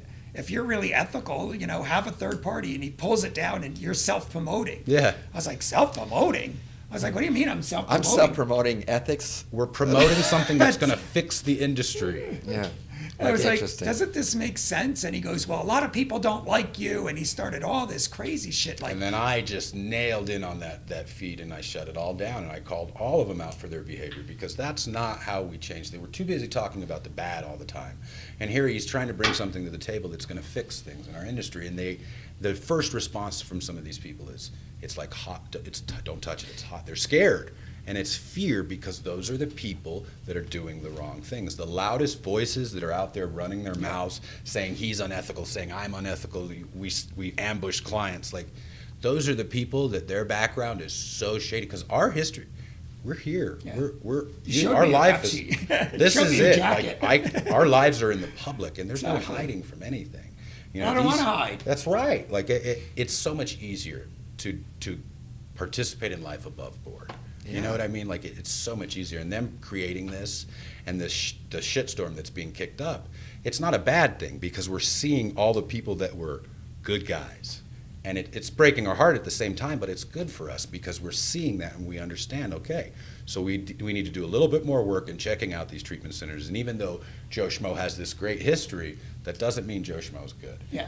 You know? And we're not inviting everybody. Like, I'm not plastering that all over my regular social media because I only want ethical people to be able to invite other ethical providers. So I don't want this to be a free-for-all that everybody's invited to come in, right? Well, no, because they could twist That's that right. around for some kind of Exactly. promotional That's thing. Like, look, he gave it. We got the stamp of approval for this, and it Yes. even. Yeah, I see that. So that's why I posted on an ethical page thinking this is some people that have a cause around this. Oh and my this would God. be, and the attacks that came out on me were just nasty. And I was like, I'm going to file a lawsuit for Slander. Slander. I was Is like, that just part of it? You think it's just because of this celebrity and because of your and profile? I don't know because I said, these people don't know me. Do you know how many, I would say I spent at least 50 to 100 grand on going to PWC, on going to Joint Commission, flying all over the country, doing this on my dollar. Nobody gave me the money to go do this. I did this on my time that I'm not working with That's right. families. I'm trying to do this to make it a better industry. You saw a hole in That's the right. industry and you recognized it and you wanted to fill it. I mean, going to an insurance convention. I remember one of them to fly to DC on short notice. It was like $2,000, and then to get in, there was like $2,800 just to get into the convention. And I was like, all this money is coming out of my pocket to try to help the industry. It ain't to help me. That's right. How is it going to help me? It's going to help the industry, and they're attacking me. I was like, it doesn't make sense At all. But with that kind of venture, anybody that tries to do something bigger on a bigger level like that, and they're leading them, it's gonna come different. It brings the different. haters. That's what it is. We hate talked that about word. it, and It's the trolls and the haters on there, and it's sad because it's nothing negative that's being like it's not negative. That's a good thing that he's done, and the people are voicing their rage. It's because they're hiding something, and it's very apparent. Because if something's good, then it's good. If something's good, and even let's say worst case, through this process that you figured out, oh, we shouldn't be doing that. Well, then at least you have figured that out and That's learned. right. Somebody, you can the mirror with recovery. It's like, okay, I was miserable at 4 years. It's like, well, what am I doing? What do I need to do? I go back and I'm going to do the work. Exactly. And we correct it, and then that within itself is the integrity. That within itself is the honesty, and that within itself is a platform to get better. So I commend you for doing it and fighting the good fight. There needs to be more good guys out there, man. We're helpers. That's what we're supposed to be doing. Like all I was doing is asking for help. We're I was supposed like, to. let's help each That's, other. We're supposed to be Yeah. helping each other because that's what we do, and like it's turning into a. It's because there's so much money involved, guys. I mean, we That's know what that. it It's is. because look, we're not talking about A lot of money We're not involved. talking about $1 million a year industry here. We're talking about $1 billion industry. Okay, this isn't. That's why it's so hard. We know that. That's why it's so hard to get some of these programs to do the ethical thing because they're making so much money unethically. Like, why would they stop? You know, I get it. Like, if you're pulling in $4 or $5 million every month, and you've been doing it this way, they're not going to change, and it's going to be the police coming in or the FBI coming in and fixing these things because there's literally programs out there that are stealing millions of dollars, and it's sad. So to be able to have this kind of organization, it's just a no-brainer. Like, I don't understand why Because people are it taps fighting. into people's dollars. That's and then right. You start messing with people's That's bottom right. lines, and they're gonna Financial push, insecurity is huge. They're gonna push back. I mean, Mm-hmm. you look at all we were talking on the way up here, all the poor decisions that are made from either a political level and lobbyists. There's all kinds of things that are done in the name of the dollar. On Google right now, right? Yep. Remember they stopped That's right. taking advertising for our industry because people are advertising falsely and they're clickbait sites where Yeah. you click on it and it'll take you to some other site completely not even what you're looking at. So Google put a block on that for right now, right? So I'm in my hotel room this morning and I'm like, checking to see if my internet works. And I go on Google and I type intervention in just to see if my internet works. That's the only reason why I did it. The first one that pops up is free interventions. Free interventions. That's such a ploy. So that's Did you part click of it? Yes, of course I did. And it says, we will do your intervention for free. And it's like, somebody's paying for that. Nobody's doing it for free. Or so are you billing the insurance unethically and using that money that you get for treating them in treatment to do their intervention? That's exactly what Because they're doing. something unethical is happening here. You're not getting a free intervention, period. Period. So when all this shady stuff is going up, PwC is going to look at their marketing practices. They're going to look at their website and make sure while they're here, oh yeah, this is what's on their website. Oh, free interventions. How do you give it a free intervention? Yeah, I want to know. Right? I'd Yeah. love to do it. When people ask me, can you do it for free? I was like, I don't know. Do you go to work for free? Yeah. I was like, I wish I could. If I had a grant, I could. That's right. So that unethical practices is still going on in our industry, and we have to do something about it. And I'm glad Google's starting to do something, but I was completely shocked to see number one, free interventions. And they know that the people that are building these websites, they know those tag words. They Yep. know free. Anything that's going to bring, everybody's going to They're call. gonna call. And it's probably linked to something, and there's always a trick bag in it. And if we can't stop that, man, it's going to get worse and worse. Like, we've just barely tapped the criminality behind it. Like, it's When going to it's get given, worse. it gives the good guys, Yeah. the helpers, and there's so many in this industry, Mm-hmm. and those ones hopefully will stand up and go through the process. good and- outweighs the bad. And absolutely The good it outweighs does. the bad. Oh, It's The completely bad outweighs just the makes bad. for good Yeah. for good television. Yeah, I mean, and it is good to talk about it, but the thing is like he's talking, I'm talking, you're talking, we're doing something about it. We're out there on the front lines. We're actually out there. We're in the courthouses. We're doing the things that we need to do for our communities. Like, that's what I'm doing in my home, and that's where I do when we go to Atlanta. Like, we're doing all those things because we want to see the change, because people are dying. That's the thing. You said that in the there's a clip on the commercials, and you say people are dying, and we got to do something about That's it. right. As far as the show goes, it just popped into my head.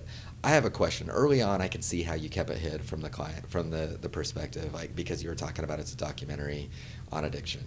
How do they not know now? That's this funny. many Everybody years? asks me that. It's so funny. No, Like, well, no, but I'm curious. I want to hear it from you guys. I have an idea, but I have an idea of what it is. But they really don't.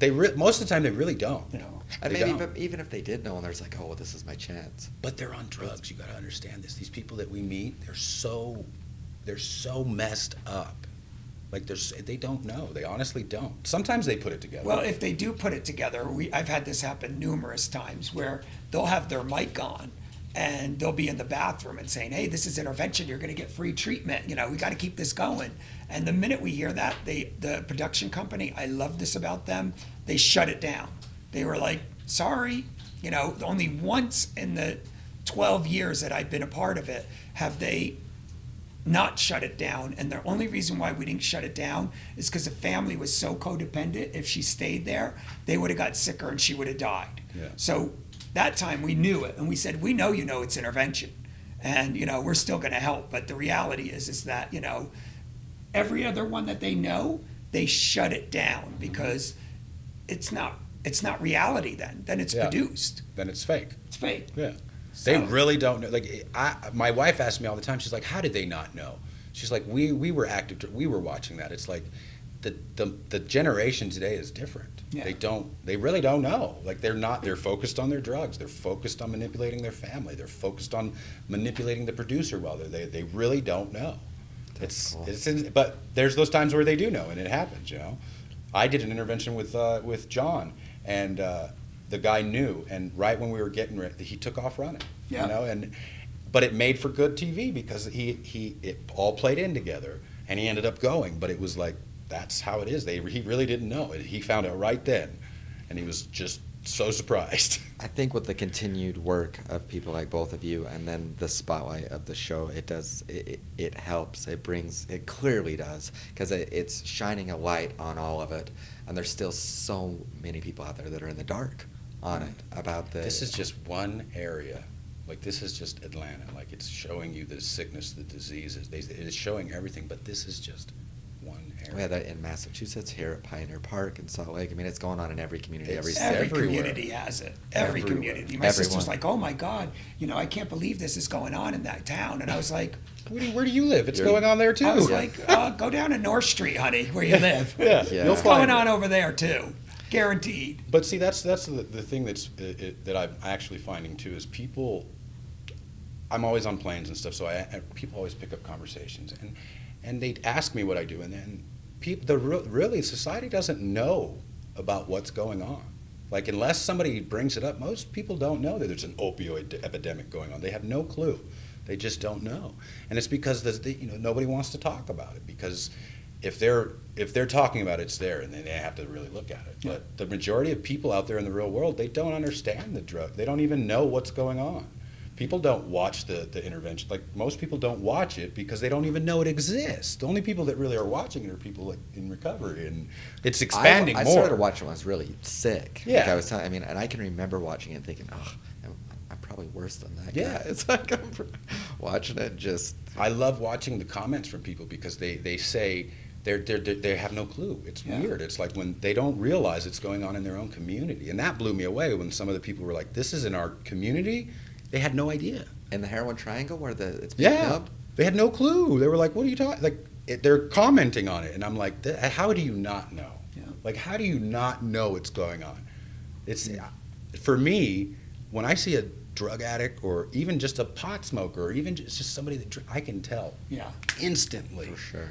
I can just see it. It just, you see the pain all It over. takes one to know one. Yeah, In a lot of cases. Yeah, but that's sad that most people don't even know. Like, and that's why getting it out there, voicing it, and letting the people know there is an option, there is something you can do about it. Like, that's important, man, and that needs to be spread out there, because throwing money at it's not going to fix it.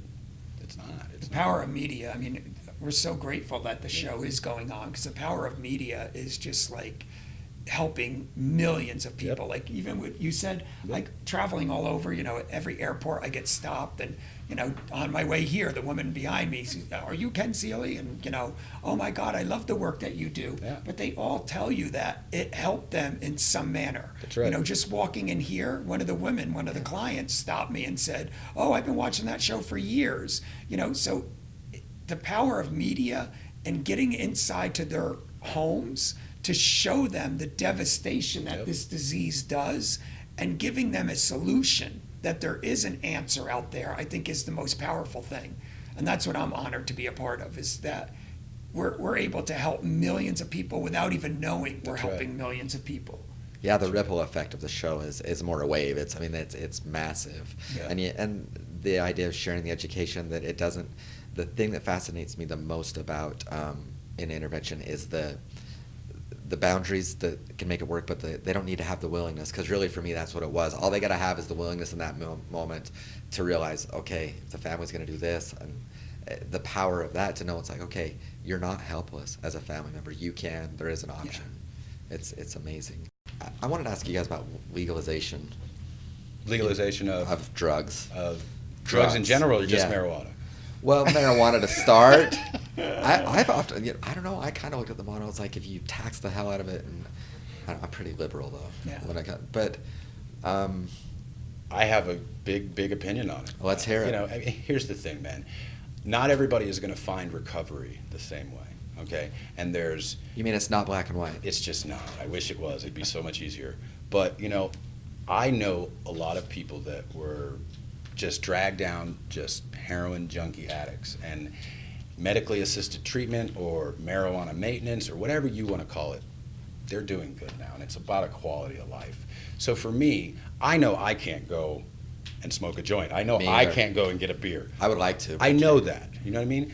I understand that. But for some people, I think there's an ability to help them on a different level, and they're not like us. They're not real addicts or alcoholics. Yeah. That's what I think it is. And if there's an ability to help somebody who's shooting needles in his arm his whole life, and if the answer for that man is Suboxone, or if the answer for that man is marijuana maintenance, I don't care.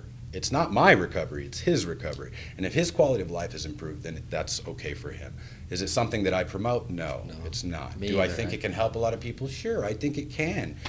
Do I want to be a part of that? No, because I just don't. But I do think that there is qualities in it. I Well, think. the reason why I don't want to be a part of it is because I think they're using it for the end all. Like, Yeah. here's a 22-year-old coming into your treatment center. Let's get him on Suboxone. Yeah. It's his first experience. They don't even know anything, and they're just throwing him on the drugs. Yep. And that's what upsets me. I get it if they've been through Yeah. 10 treatment centers, they can't stop heroin. Absolutely, let's try an alternative. Try it. Let's do the implant or whatever that they need to get. But the reality is that the industry is taking it to the next level, Yep. which is when they get out of treatment, they're showing up with bags of medication. Yep. I mean, when I got out of treatment in 1989, I didn't have no medication. You know, I didn't even have aspirin. You know, I had That's nothing right. when I left treatment. But nowadays, they're just like throwing meds at these kids instead of giving them the opportunity of really That's getting right. this. And I think instead of throwing the meds at them, get the family strong to say no on those 3 positive things that they love. And you don't have to give them meds. That's right. They're going to know, they're smart enough that they know they don't want to live in that pain that the family's going to yank if they continue on heroin or whatever their drug of choice is. But on a deeper problem, maybe a coalition that would be good, or a company that would be good, is to, with doctors and prescriptions, we know why they're prescribing. It's money. Yeah, it's money. But if you could dig in, and similar to what you're doing, maybe that'll be your next massive thing to tackle. Like, look at the doctors and all the prescriptions they're writing, and because it is a problem. Well, it's There's- the doctors, they get on board because the reps come to them and they give them all the samples, and if you prescribe this, you get this. Like, that's how it works. And is that ever going to change? I don't know. It's been going on for a long time. It's a lot of politicians Yeah. elected. That's right. That's what it is. You know? You've battled with eating disorder and with all the different kinds. So, as far as has exercise played a role in your recovery? Well, I've done so many things in the last 8 years on my eating disorder. Like I went to FA, Food Anonymous, and they didn't allow you to exercise during that time frame. And I did really well for the 90 days that maybe I was in it maybe 4 or 5 months, and I did really well in it. But it was too militant for me. It was Yeah. like you could only eat this amount. You got to weigh and measure every single meal. And I was like, you go to a restaurant and everybody's eating, and it's Yeah. like, you know, it just became too, you know, punitive. I think. That seems not like a lot of balance. Like, and we seek balance, right? Yeah. That seems very much excessive on the But other it end. works. I mean, a lot of people are in that program. I love the program. It works for a lot of people. But for me, it just felt too punitive. And you know, when I was in my love addiction, sex addiction, I went to the gym every day because you have to have a good body to get what Right. you want. Hello. So I was going to the gym every day. So I knew what to do is to go to the gym would help me get back into shape. But this time I'm doing it for my health because when I hit 270, you know, at 6 foot, my doctor was like, you know, I had heartburn. You know, my digestive system wasn't working right. You know, I felt pains in my chest and my blood pressure went up. And I was like, I got to do something about this, you know. And I think it was the trauma, you know, going through those 4 weeks of trauma, the workshops that Judy Crane does, going through that and getting to the other side and working on that was that switch again. And it happened a year ago in October. And that switch turned on and I was like, I'm done. And I started riding my bike to the gym every day. You know, because I was too big to even go to a normal gym. So I just joined this tiny little gym that nobody would see me at. My shirts were out to here. And I was like, oh my God, the pictures that I have, I was so huge. But I just, you know, that shift happened. And I said, okay, I got to watch what I'm eating. And I got to. So then I posted about this too, because then the skin was left there. You know, when you lose weight at 54 years old, this is 55 now, the skin is left there and it's not going anywhere. So I went into a doctor and I said, can you just pull this out with liposuction? Because I had that 4 times. I was like, oh, just got a little liposuction here. And they were like, yeah, it's not liposuction, that's skin. And I was like, okay, just take it out. So I'm thinking, oh, that's no big deal. They cut me in half Jesus. in a circle and took 5 inches of skin off the front and 3 inches off the back. I was in the worst pain in my You were entire texting me. life. You were And like, so "I'm you dying." obviously didn't take the meds? Oh, I had to. Okay, I was in so- the hospital, and my blood pressure was so high. They were like, "Oh, this is an outpatient procedure," and my blood pressure was so high because of the anxiety of the pain that they had to put me in the hospital for 4 or 5 nights. Jeez. So I was in the hospital because my blood pressure couldn't get regulated, and then they finally got me out. And John Southworth was him and Eric were the only 2 that came to visit me in the hospital. So I always remember that Yeah. because John would never go to a funeral or a hospital, and it was so nice to wake up at my drug. But the doctors there were like, my doctor knew I was in recovery, and I was like, I need this monitor. Don't leave it up to me. It needs to be up to John, my case manager, or Eric. And the doctor, it's up to them. And so the doctor comes in, another doctor, and he's doing rounds, and he said, I'm your pain management doctor. He goes, can I bring in a pump? And I was like, oh, a pump? Okay. That's where my mind goes. And I was like, no, did you read my chart? I'm in recovery. And I was like, I would have loved to sit in the room. Oh, this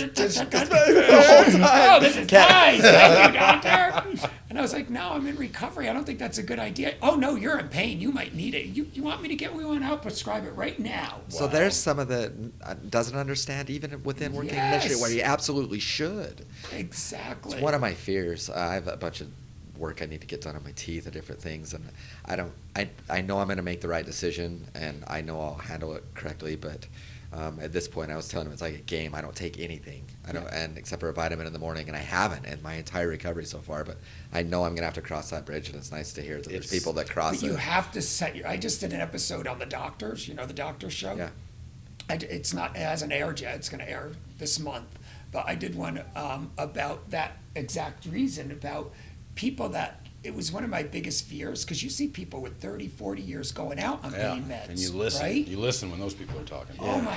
And they go out, and I'm like, I was like, I'm not going through this with no pain meds. I can't handle pain. And I was like, but I need to do something about this. So the episode was about if you do have an addiction issue, how to prep yourself prior to going in for any type of surgery. I'll have to check that out. Like, you gotta. I would recommend what I did is I had John as my case manager, Eric handing out the meds, and I'm sitting there with 28 years sober, and I'm sitting there on they gave me oxys first, but they didn't touch the pain, so then they put me on Dilaudid, and so I'm sitting there on Dilaudid. Sounds wonderful. I'm sitting there in my dining room like this, no TV on, nothing, just dead quiet in the house staring at a wall. That's right. I was like, oh, this is kind of nice. Yeah. And I was like, you know what? I could probably get on that insurance plan that professionals get, that if you can't work, you get paid anyway. And I could retire and just pop these pills the rest of my life. This is perfect. So I'm like planning this big thing in my head. Right? I'm like, this is really nice. And then there was, Eric would always take the pills and not give them to me. And then I saw him on the counter one day, and I was like going to the bathroom, and you can't even walk. The pain was the worst in the world. And I saw the pills, and I was like, nobody will know if I took an extra one. Nobody's counting them. So it ignited the disease, and it went like, it's like a tiger. It was like, just go with it. But because I have a lot of consequences put into place. Like if I relapse, I lose everything. So I don't tell my families to do this. I have it where all bank accounts are out of my name. All real property is out of my name. I don't own any real estate. I don't have any access to money. All my credit cards are shut down. So if I relapse, all of that is put into a family agreement because I don't want my addiction to steal that for when I do get healthy until I finish 90 days of inpatient treatment, and the doctors tell Eric that, and the therapists tell him that I'm not manipulating them, okay? Wow. So I have my family contract put into place, but because I had that, and I would lose my career because who's going to hire an interventionist on pills? That would be a hell of a story, Ken. Right. You go, that could be a whole other show. Ken goes out. Oh, God. Ken, are you there? Ken? Just phone. What are you looking at on the wall? There's not even a painting there. Everything's great. Oh, wow. So set it up. Do your homework and, make sure that you have a whole recovery plan. And my doctor, he was writing the script. And I didn't even know he was writing a script. And he goes, I know you're in recovery because I've been on the doctors before and I help people get into treatment on that show. And so he goes, I know you're in recovery. So what is your med management plan? And I was like, oh, well, how did he even know to ask, And I was like, well, John's going to help us out, and Eric's, and they would joke around. Does this say every 4 to 6 hours, or does it say every 12 to 24?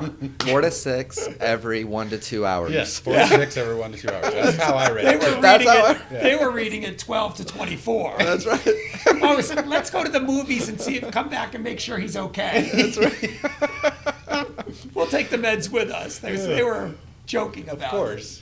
What My are wife you- did the same thing to me too. When Yeah. I had to have surgery, it was the same thing. What a relief to hear, though. I mean, I look up to you two. I know that you say that, and so many. I look across the table to you two, and I sincerely thank you both. I shared at the beginning that story of watching to be sitting here with you and sitting and spending the last couple of days and getting to know you guys. You do amazing work, and we need more helpers. And what you both do and will continue to do, I just appreciate you taking the time. Brighton thanks you. I thank you for being on Recovery Soapbox. I appreciate you having us. Yeah, thank you. This is cool. It's been fun. Excited to see what Brighton is doing here too. Yeah. You guys are doing amazing work, and really glad that you're going to get the ethical audit, and really glad that you're all above board in transparency and the care. I mean, just walking through here and seeing how happy all the clients are, and I could live here. It's so beautiful. Like, I was going to I'm slide not my at all insurance card high and see if, maintenance. Well, if either of you go back out, this would be a safe place to be away from the pub.